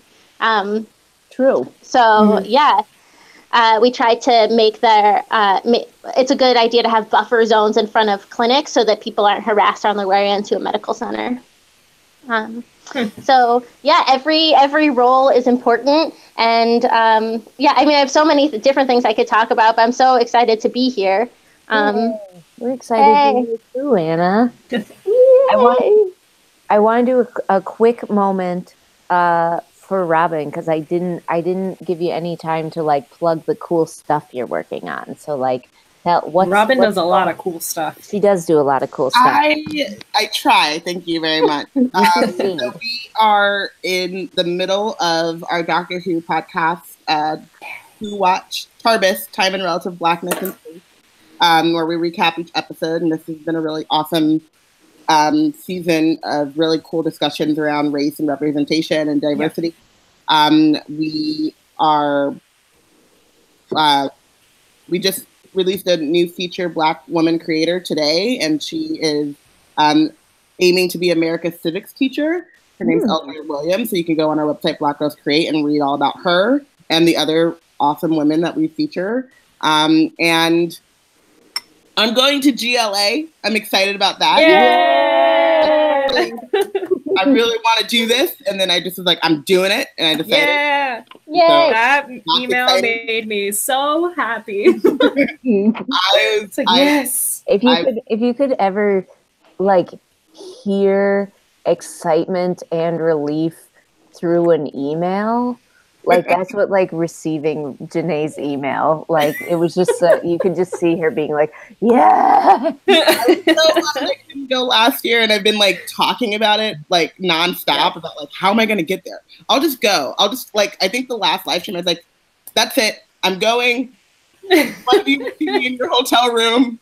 Please house me. Yeah. I'll just knock on some hotel room doors until I find someone and be like, all right. I'll sleep in a meeting room. Perfect. No, we can get you pillows in a bathtub, no problem. The highest of luxury. Yeah. But other than that, you can just keep up with me I'm on Twitter, Robin Ravenclaw everywhere, and Black Girls Create. We blacken nerds on the social medias, and Beautiful. thank you guys, and I hope everyone keeps getting on the phones and doing activism from your couch. Activism from your couch is very important, and no one should be. We should never refuse people. We should always have open arms, and that's what makes this a good. Or so it makes this country, so it has made this country, and it's also just what makes us human. Who cares what border you happen to be born into? You should be able to go to a place where you feel safe and you feel like you can live a life that is full of decency and humanity and respect. And so I thank you guys so much for doing this, and thank everyone who's on the phones, being on the phones, and thanks for having me. Thank you for beautifully summing it up, Robin. You should just be able to live a life of welcome and decency no matter where you are. No matter where you are, you should be able to feel safe and feel respected and feel human. So, thank you. That's why you're here. Thank you for coming, Robin. Yay! I'm glad I caught the end. I know I so am. Robin runs like one of my favorite Twitter, like Black Girls Create such a fantastic Twitter account, and everyone should follow them. I just it's wonderful, and Robin just made me think of the Dr. Cornel West's quote, social justice is what love looks like in public. Yes, I love that quote. Yeah, I just and especially for like the Harry Potter Alliance and the real true force of love in this world, how can we embody that but to enact social justice and work for it every day? Somehow not heard that quote, and it's so beautiful. It's like making me emotional. That's lovely. Way to bring the feels, Anna. Oh gosh. I've something Calvin Harris song, I think. That sums it up. Yeah, I'm like, I am with the youth zeitgeist. No, my top 40 right now are top 40 flippable races. Going from that beautiful quote to that discussion is a really good summary of conversations with Anna Dardick also. It's like a roller coaster constantly. Yeah, and I have a few things I actually want to talk about. This is I'm about to introduce you to a roller coaster of emotion, if that's okay. We're ready. I want to recognize we do have one person who just joined us, but Anna, you can totally stay on and we'll all ride the roller coaster with you. But new special guest. Who are you? Welcome. Hi, I'm Annalisa O'Keefe, and I'm the director of the Team for Leia, and I'm totally ready for the emotional roller coaster, so I'll just myself and sit back and continue. Beautiful. Let's do this. I told Katie I was going to do this, and I'm not sure if she believed me. Oh, I did. I'm ready. Okay, I've created a Venn diagram comparing ice and ice cream, and I'm about to read it to you. There's some very important differences. Diagramming. Yes, there are some very important differences that I'm not sure everyone knows. Wait, Anna, I just want to let you know there's a tiny, tiny chainsaw somewhere in your apartment. I don't Really? I don't know. It's like a little bit of feedback. Yeah. Can you hear me I don't know better what it's now? from. Yes. No. Well, I mean, we can hear you. She's You hear you louder. fine. Yes. Okay, yes, That's I set that chainsaw to be a soundtrack for quite a harrowing journey. Perfect. So, it's very spooky. Yes, come along on this adventure. So ICE stands for Immigration and Customs Enforcement. Ice cream doesn't stand for anything in terms of an initialism, although you can consider that it does stand for love and fun and maybe summer. Just a thought. ICE started in 2003, so it's not very old. It was started by George W. Bush. So given that it's not that old, it makes it more likely to be abolished because it hasn't been around forever. In fact, I'm older than ICE, so I think it's easily melted. I'm just saying. We just need to have the willpower. Ice cream, on the other hand, probably invented around 500 BCE. So that's interesting. Yeah. It's originally from like snow in the mountains and like mixing it with milk. Ice is bad for people who are tolerant. And ice cream is bad for people who are lactose intolerant. Fascinating. This is a fascinating difference. Not everyone knows that. Also, ice separates families, and ice cream brings families together. That's true. That's true. It checks out.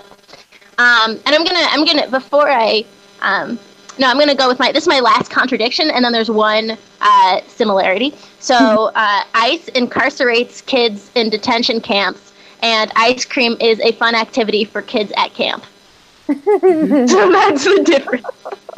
Yeah, it's subtle, but I see it. Yeah, do you see that? So essentially, and the Trump administration is, a regime is requisitioning money from other programs in order to build more tent camps for children who have been separated from their parents and at the border because they've theoretically or allegedly committed a civil infraction, which is what existing in the United States without papers is. It's a civil infraction. And so, and also these, this is before they've ever had a trial. So this is like an alleged crime. And so there are more tent camps being built. And I think that it's heinous and nowhere near as fun as ice cream. And I think that we need more ice cream in this world and less ICE in this world, meaning immigrations and customs enforcement. Both are human-made. Both are human-made. So this is something that we can do. We have the power not only to imagine better, but to create better. And even in my darkest, most hopeless moments, I think that like we deserve a world where every single person can raise a thriving family when and if they choose to. And if something helps families thrive, like ice cream, then yay. And if it doesn't, then nay. To paraphrase horses everywhere. So that's the little diagram that I created. But the question is a little bit about what you can do. Like, okay, so now we know the differences between ice and ice cream. It's like, where do we go from here? Outside of using the Hubdialer to make the calls, which everyone should be doing into Oregon. Another thing that you can do is if you are a United States citizen of the age 18 plus, then you probably, although not certainly, have the right to vote. I say not certainly because some people who have been convicted of felonies do not have the right to vote. We can talk about that in a second, but that's a whole nother story. Y'all, democracy is a myth that we can create. We can actually maybe birth an emerging democracy here, but I think it would be a lie to say that it ever truly has existed in the United States for everyone.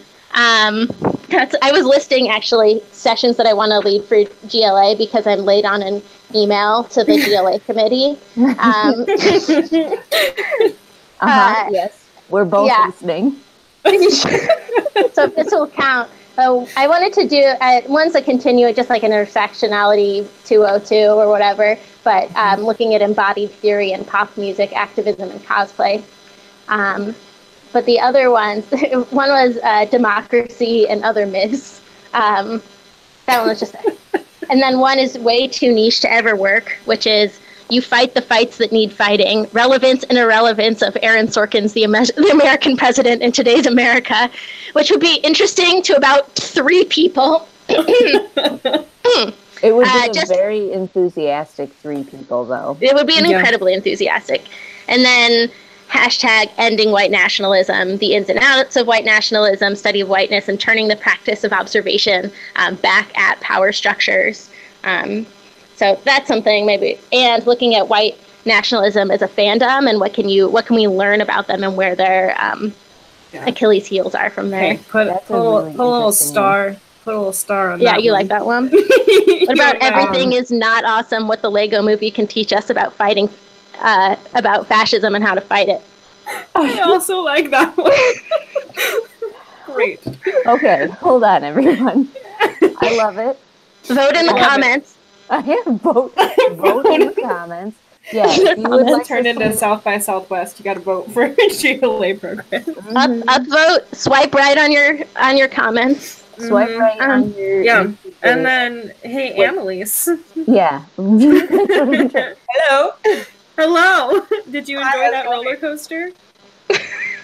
It's good. There was a Venn diagram. There were It was beautiful. Anna, you can hang out with us, but I want to take a moment to talk about, speaking of amazing programs. Yeah. Annalise is also a GLA presenter alum. Yeah, and has an amazing, not program, but film that she's a part of, that she's directing. I'm going to stop talking and let you talk. Tell us about all your awesome things. All my awesome things.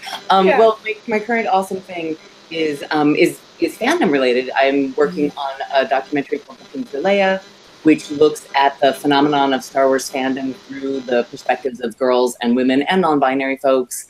And we're in post-production now, which is amazing. Spent about 14 months on the road, going all over the place. Cool. And interviewed just short of 100 people in 14 months. Yay. Really amazing. And now I'm getting to put all that together. So it's been a really fabulous process. And I got to be a part of the Granger Leadership Academy in the spring for the first time after being a GLA fangirl for a few years before that. So it's nice getting to be here with y'all tonight. And I'm so inspired and excited by everybody making these calls. I've actually been listening all night, while working and doing other things, but I've had it fun, and the guests have all been amazing, and just hearing people's experience and seeing the way folks are getting into acting tonight is great. So I hope. So Katie might have a question and Anna might have a question, but Star Wars is on my mind lately for fan activism because we're working on a Star Wars Fandom Forward kit.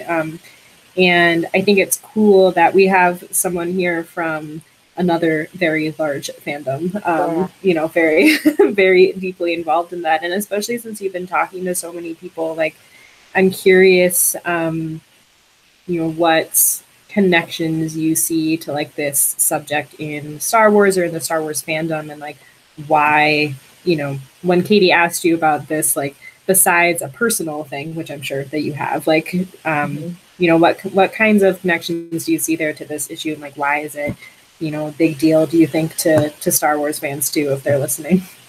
The No One 105 campaign in particular? Yeah. Mm-hmm. Yeah, I mean, I think that No One 105 is one of these really excellent examples. So I'm going to go deep into some Star Wars. Go for it, yeah.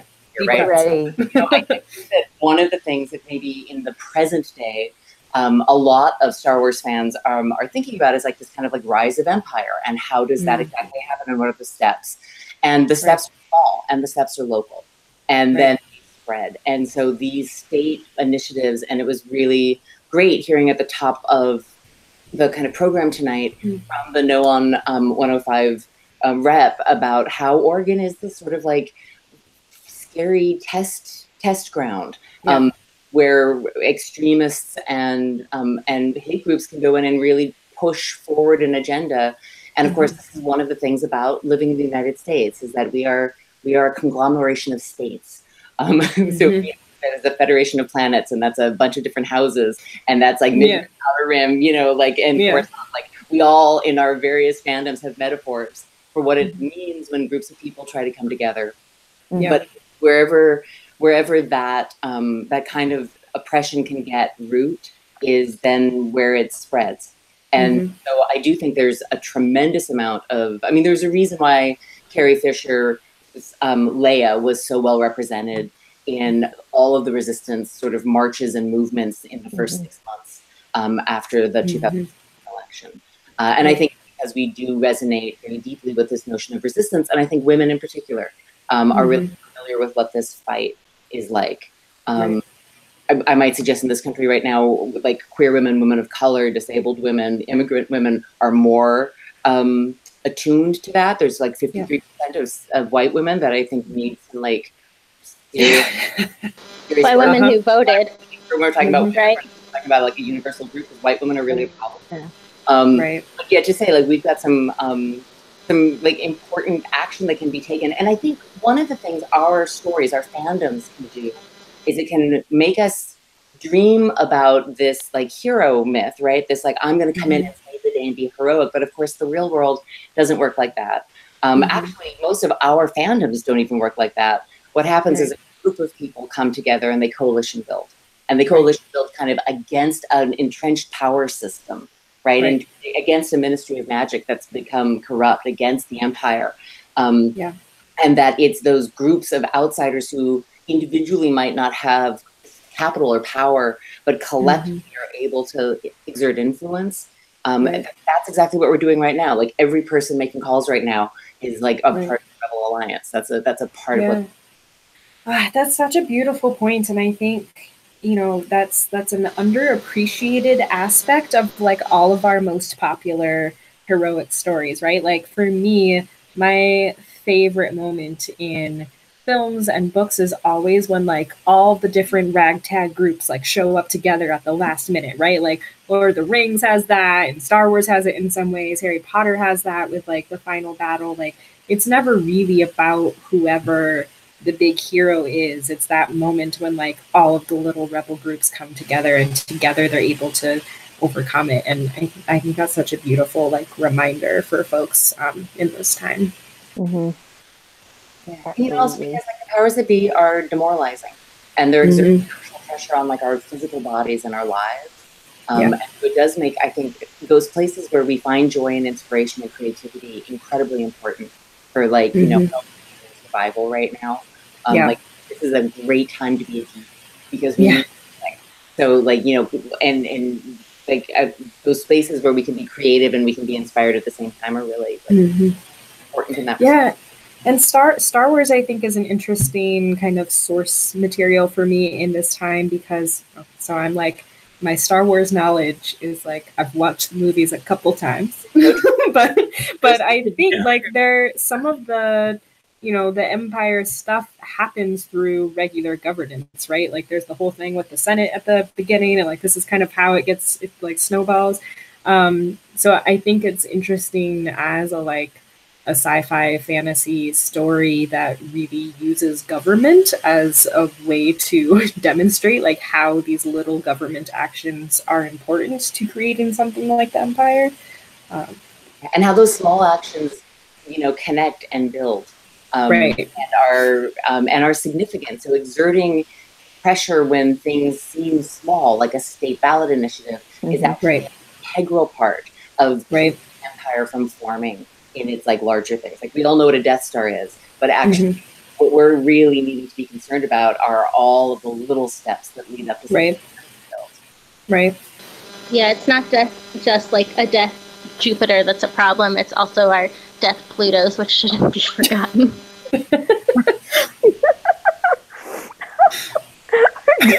Yeah, that's a great, Death really Plutos. strong metaphor. Everybody's got the band name as well, so someone go run with that. We'll make it happen. Space fandom. But I'm really in love with this process. So like my origin story, right, way back in June, is that in the 80s, I was actually a campus coordinator for Amnesty International when they were first starting in high school, when they were first starting their, like, we're going to find student activism as a real source of mobilization. And of course, you know, in the 80s in particular, Amnesty International on the group level was doing a lot of letter writing. So we would get groups of people together in a very analog way and like write letters that would be like sent to places on behalf of political prisoners around the world. And I think about, and I also worked as a telemarketer, so everybody having all of like palpitations around doing these calls, like, yes. And having palpitations. But it's that thing that happens when you do this thing that feels kind of small, especially in light of something so big, but really necessary. And of course, what we know in this country is that voter apathy is a problem. Voter apathy elected president. And, you know, it's the folks who didn't turn out who actually at this point have more of an influence on elections than the folks who do. So these small steps are also meaningful, and everyone making calls tonight, even if it's just like one or two, have been participating in like active undoing, and it just takes like more and more in all of us to be doing that. Yeah, I love that, Annalise, because we were just talking about the 53% of white women who voted for 45, and I always say like the 43% or 53% of white women who voted, like it should be even. Like I'm actually even. I don't even know if it's like even more disappointed, but like when you have the opportunity, and if it is easy for you, if your vote is not actively being suppressed, which voter suppression is way more heavily practiced on communities of color and young people. If your vote is not being suppressed, like this can be easy. Like this is like maybe the least difficult thing you can do outside of like sharing something on Twitter. Like I want to see people level up. I want to see people being like vote and like and you better get on those doors. Or if you can't leave your home, like text or you know get on that Hubdialer and make those calls. Shout out to all the people who are leveling up right now. And making calls right now. You're doing the work, man. Like it's not it's not always the beautiful glamour of shooting a live stream from your dining room with your Halloween decorations on display behind you. It's only like 95% glamour. That's right. 5% hard work. No one talks about that. No one talks about the hard work of creating democracy. You think it's all messages and holograms, but like sometimes you have to climb out of a trash compactor. You're so good with just being ready with all of the references. I'm wearing a reference on my shirt that I think is an important one that I wore on purpose for this. Let me uncover my Gryffindor scarf. But it is from the new That's from Rogue One. Thank you. Okay. I'm like the president, like little Star Wars encyclopedia. I'm totally available. Annalise is here. But yeah, it says I'm repping for Hufflepuff. I desperately recording have to put me in Ravenclaw every time, and it never works. I know how to answer these tests. I always have my Hufflepuff pride in the background here. What GLA year that I was like, you know what? Actually, being a Hufflepuff is the bomb, and I'm gonna just. Hufflepuffs are sustainers. I say this all the time. I was just talking to someone. I feel like a house therapist. Here, first of all, it's all in your heart. Like, do not listen to whatever tests you take, whatever sorting hat, Pottermore, blah-de-blah, TM, Pottermore, TM, it's what's in your heart, A. And B, Hufflepuffs are the sustainers of movements. So all of y'all out there who are Hufflepuffs, like, you're the ones who keep the resistance going on and going on. Like, us Gryffindors, I'm looking at you, Katie. And we're like fire and then like come back and fire and come back, but we need like the consistent green energy of the Hufflepuff cyclist to actually win. Thanks, Anna. That said, if you're a Ravenclaw, then also be a Ravenclaw. That's cool. The Ravenclaws have to be the fact checkers.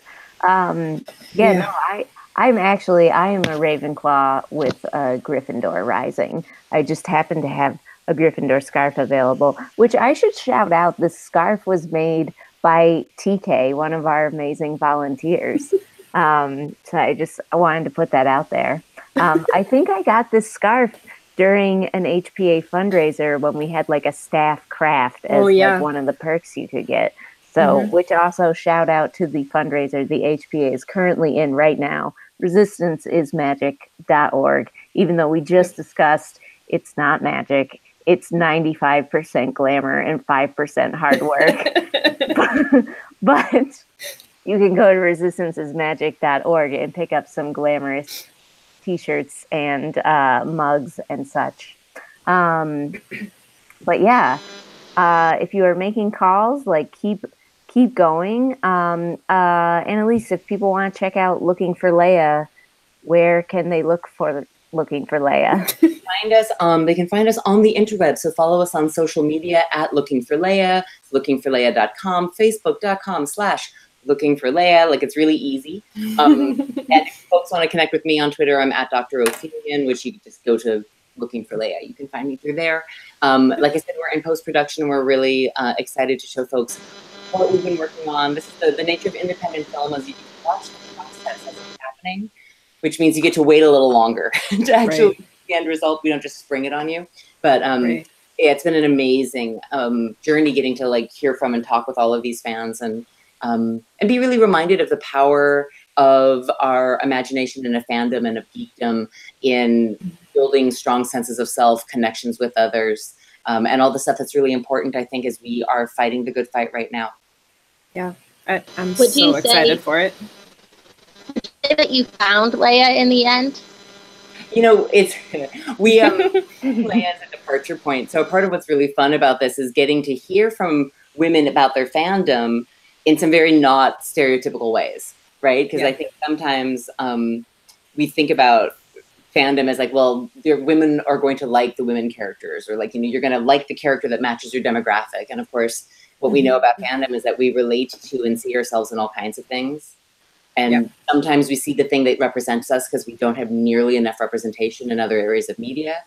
And sometimes we see the thing because we recognize the universal characteristics in it and we love it. So there's lots to talk about that. Awesome. I love Leia. Sorry, I just turned off my screen for a second because I was eating some salad. And then I panicked that I shut my screen off but left the microphone on. And that you would all hear me eating salad. But no salad crunching. I think this has a lot to do with representation because I don't think we see enough of people eating on television in a real way. Also, just humans eating, like live eating, because it's a really awkward thing. I'm just saying, but like we all do it. And women laughing with salad is, I think, a subreddit somewhere. But do you know, Anna, you can look up YouTube channels where it's just somebody eating a meal and you can just eat with them via video. That is the most harrowing yet sweet yet absolutely demoralizing thing I've heard today. I can't believe that I've introduced you to this. Yeah, look, it's a whole subgenre. Is this different than that one guy who eats a watermelon over about 20 minutes? Because I watched that. It is different than that. Wow, okay. This sounds. I have not seen the watermelon video, but it sounds more wholesome. But I'm gonna have to scoot because I have. Oops, there's chihuahuas. I have to scoot because chihuahuas are now barking, and because I'm running a little late for my next. Oh yes. This evening. Thank you for joining us. Continue changing the world. For hosting this really powerful and amazing evening. It's really exciting, and it's been wonderful to hear all of your guests and get to see all of these like amazing members of Dumbledore's army making calls and doing the things that they need to do to like stop the Snatchers, stop 105. Yay. Thank you so Thanks, much, Annalise. Annalise. Thank you for coming. May the Bye. first Have fun at your next glamour. You too. May the force be with you. I grew up going to Catholic church, and so like whenever anyone says "May the force be with you," I always immediately want to respond with "and also with you." The force be with you, and also with you. And then I have to take a moment and be like, "That is not what you say in this script, in this cultural script." So we are coming sort of towards the end, but I do want to recognize Anna has a really amazing voter guide to talk about, and also Anna's too funny for me to shut her up right now. So I apologize for that, honestly. don't know. The correct response is thank you, it's true. Thank you, it's true. I taught a friend of mine thank you, it's true the other day, and now he won't stop saying it. Yeah, it lives on. Grace Gordon, if you're listening, it's spreading. It's spreading, and it is powerful. Yeah, I wanted to talk about a voter guide that my organization puts out. So, riddle me this. Have you ever been walking to the polls and been like, oh wait, I actually have no idea what I'm voting on? I have. Yes. I feel bad as the campaign director saying that, but I have. So have I, in fact. As someone who works in politics, I cannot follow my own advice, and I often have no idea what I'm doing. So, I go on my phone, right, and I'm like, who do I vote for? Google it or whatever. I have a better solution for you. Presenting. I know I feel like I'm on a HSN commercial or something. There's a voter guide that my organization puts out. You can find it at VPC, V as in Voldemort, P as in power, C as in cacophony, vpc.guide, like a guide through a forest, vpc.guide. That's all you have to put in your browser, and it'll take you to a page where you put in your address, and you find exactly the candidates that are going to be on your ballot, and then whether those candidates have been endorsed by a variety of different groups, all of whom use reproductive rights as one of their criteria. So, for example, it's a ton of different progressive groups. There's Planned Parenthood, of course, and Nra, but also Move On, Democracy for America, The Collective PAC. There's Emily's List. There's PCCC, which stands for Progressive something something something. Campaigns Change Committee. Peaches and porcupines. Oh no, triple and then C. 3 C's. Progressive, the camels coughing. I want to use the word cacophonously again because honestly, I just think it's a really good word. Yeah, it's a great word. Keep going. Yeah, so we have actually over 150 partners on this voter guide. It is the biggest progressive pro-choice voter guide in the country, probably ever, and it's fantastic. Also, you'll see that there's a VPC recommends, and that's the team that I captain. They have been researching all of these races to try to find the best candidates. And you may agree, you may disagree, but those are our recommendations in those races. We've made over 5,500 recommendations nationwide. Oh my gosh. This is serious. This is it's a very Ravenclaw endeavor. I say proudly. Spreadsheets were involved, not to brag. That's that 5% right there. That 5% of work, and the 95% happens right here with me, between me and you. Not you, Janae and Katie, although yes, I'm feeling it. You, the viewer. Right now, the magic is happening. Go to vpc.guide, put your address in, and you can see all the folks on your ballot, and you can even save them to look at later, or you could email them to yourself, and then you can also make a plan to vote. It is like all of the things in one. That's cool. But wait, beautiful. Yeah, but wait, and there's also links to people's Facebook and websites.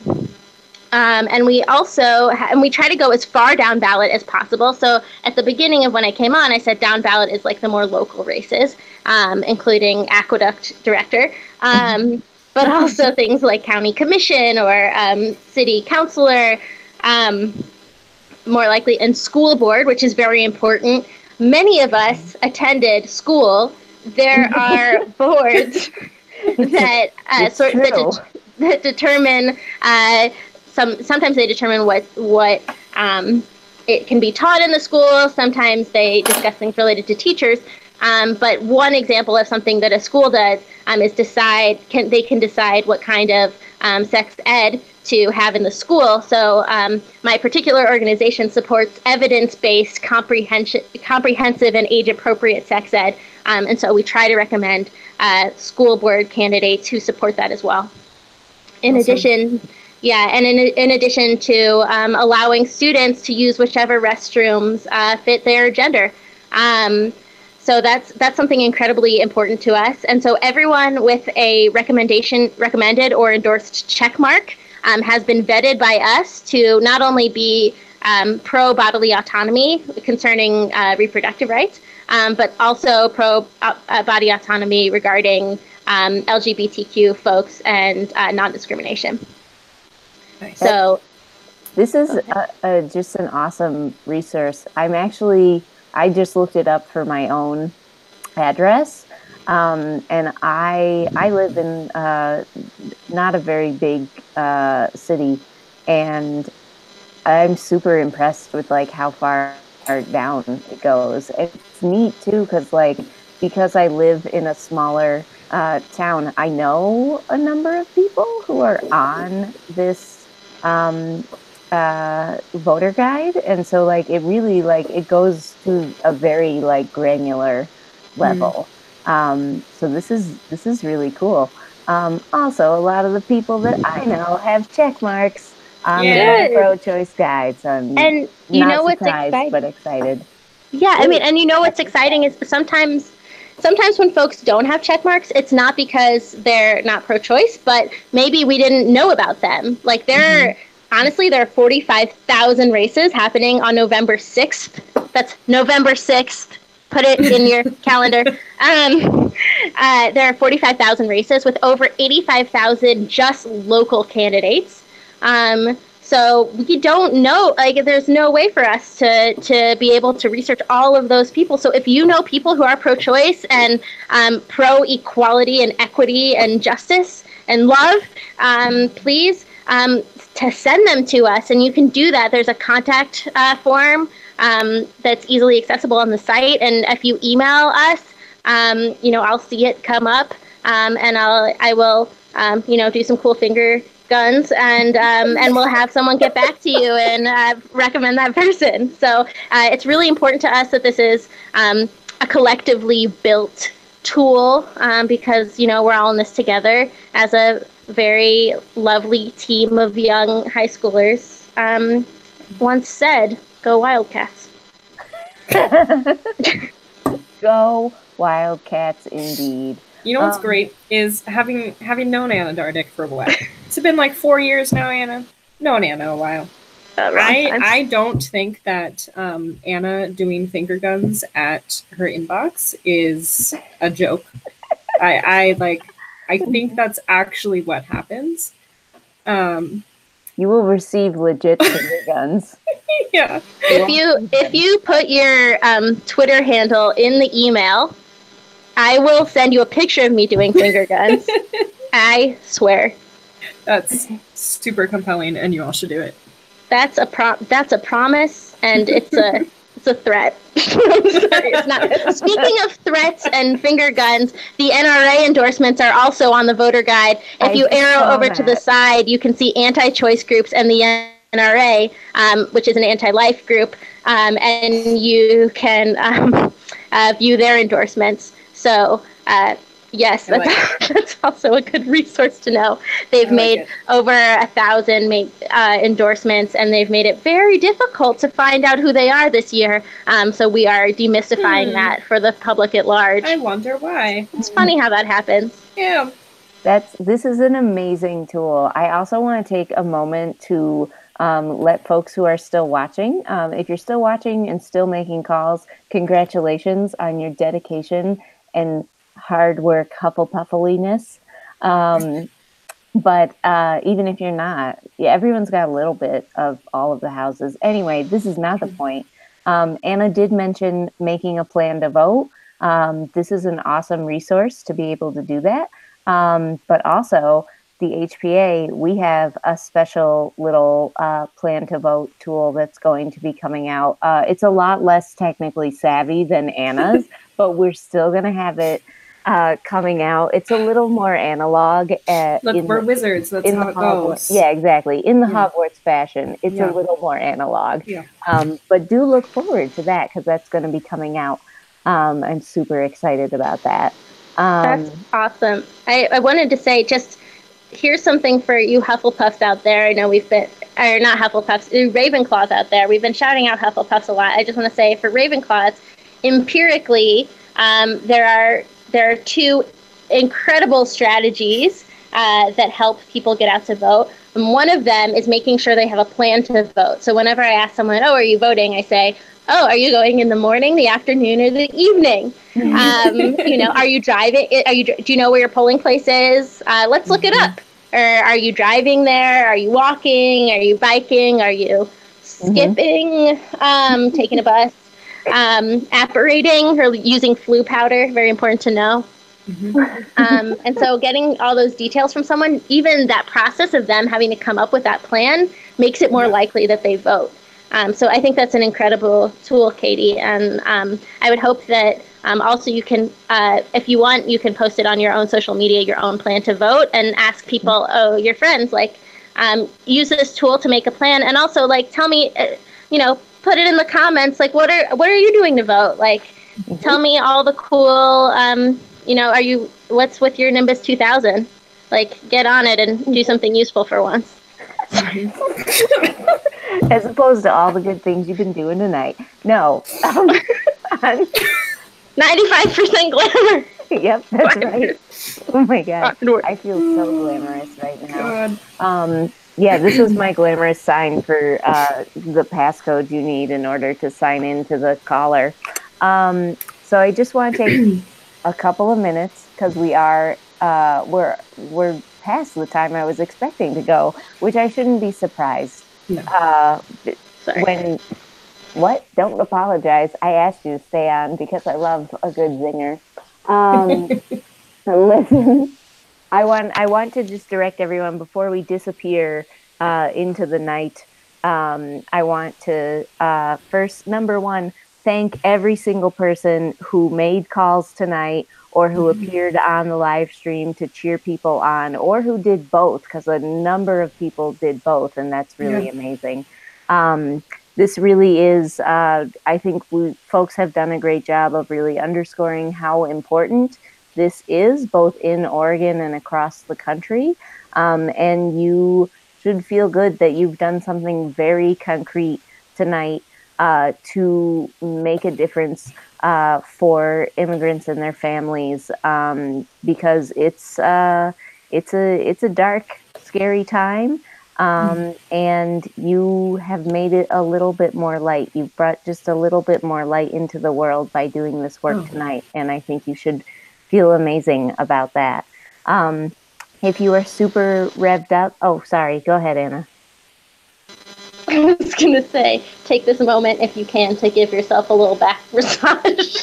That's right. I was just going to say, you've done a great thing. And, it's so... This is so real. People who aren't documented are there's a lot of fear out there right now. Some people don't leave their homes, having problems going to school or to work, and are worried about going into their check-in meetings at immigration offices because they worry that they won't come back to their families. And I just really want to remember how human that is, and that how we you like think of your kids, think of your parents, think of your siblings, think of your chosen family, and that we should all have the right to love and be loved and be with those people who are important to us, regardless of paperwork. And yeah, I just wanted to take a second to think of people who are on everyday impacted by this, and by coming together as little droplets, we can create the wave that truly changes the world and has true human impact for people who are afraid or and at risk. My heart. Oh, we keep you around for the laughs, and then you pull something like that. No, that's very important. Like this is the real human side of what this is. You know, all politics are human. We say all politics are personal, but all politics are human. We made them and we live with them. If you are feeling particularly revved up, particularly moved, you really want to keep going, the calling system will stay on tonight until 9 p.m. Pacific time. So you still have, I think, about an hour and a half where you could keep making calls if you're revved up. Well, I'm going to keep the instructions right down in the video description. So go ahead. If you're watching this after we hang up, you can keep calling. Just right down there to log in. What else is important? Oh yeah, our fundraiser is still going on resistancesmagic.org. So go ahead and check that out. Support the work the Harry Potter Alliance is doing. I just want to say that I already have a Granger Lovegood 2020 t-shirt that I'm probably going to be wearing while knocking for. I'm on it. This is not HPA that is saying this. I personally am knocking for Stacey Abrams for governor this weekend, and I personally am probably going to wear that shirt. So I'm super excited, and I couldn't stop myself from buying the pumpkin spice version because I really want Hermione to be president. I've been ready for Hermione for a long time. I did the same thing, Anna. Plus that mug. If you did miss out on the if you did miss out on the pumpkin spice bundle, stay tuned tomorrow for some exciting news at resistancesmagic.org. Before we go, I think we're going to be able to get an update from Blanca at the ACLU about number of calls that were made tonight. Like magic, she appears. Evaporated. Hi, everyone. I've been listening in the entire time and also been monitoring our other campaigns. From the ACLU, I really appreciate all of you jumping on to make calls tonight. With the ACLU, we are pushing folks as an ACLU voter to vote like your rights depend on it. If you'd like to sign up, you can go on to aclu.org/voter. We also have a feature, along with Anna was mentioning, a voter guide that you can actually download to your Apple Wallet, which will remind you to go out to the polls that day. It'll send you a reminder and additionally what information you have. As the ACLU is a nonpartisan organization that does not endorse candidates, we appreciate everyone jumping on and making these calls. So I'll give you a quick number as to where you are at right now. And currently the number is at 7,69 completed dials. That's from amazing. All of you tonight. Amazing. That's amazing. So, give yourself a round of applause. Yeah. And I appreciate, again, as Katie previously mentioned, you are welcome to continue making calls. The Hubdialer will stop at 9 p.m. Pacific time, but if you wish to continue calls all the way into the election for Oregon in particular, or any of the ballot initiatives the ACLU is working on, feel free to follow up with Katie, get in touch with me, or just sign up at aclu.org/voter. So thank you again, everyone. Yay. Thank you, everyone. If 7 is the most powerful magic number, is 7,000 like like 1,000 times the most Yes. magical number. Yes, it is. That's absolutely right. Oh my gosh. Thank you, Blanca. Thank you, Anna, Janae. Thank you, every single person who participated tonight. This is amazing. Keep working. November 6th is 5 days away, and we have lots of magic that we can do before then. And thank you, Katie, because I think Katie doesn't get a lot of shout outs behind the scenes, but Katie has done a lot of work in the last week to put this live stream together. So snaps for her. Yay, Katie. Katie can do more than just eat salad. The rumors are true. Thank you. It's true. It takes a whole community. You all are amazing and magic, and I love you all. Have an amazing night. Great work tonight. Let's do it again tomorrow. Bye. Love you. Bye. Bye, everyone. Bye. Bye.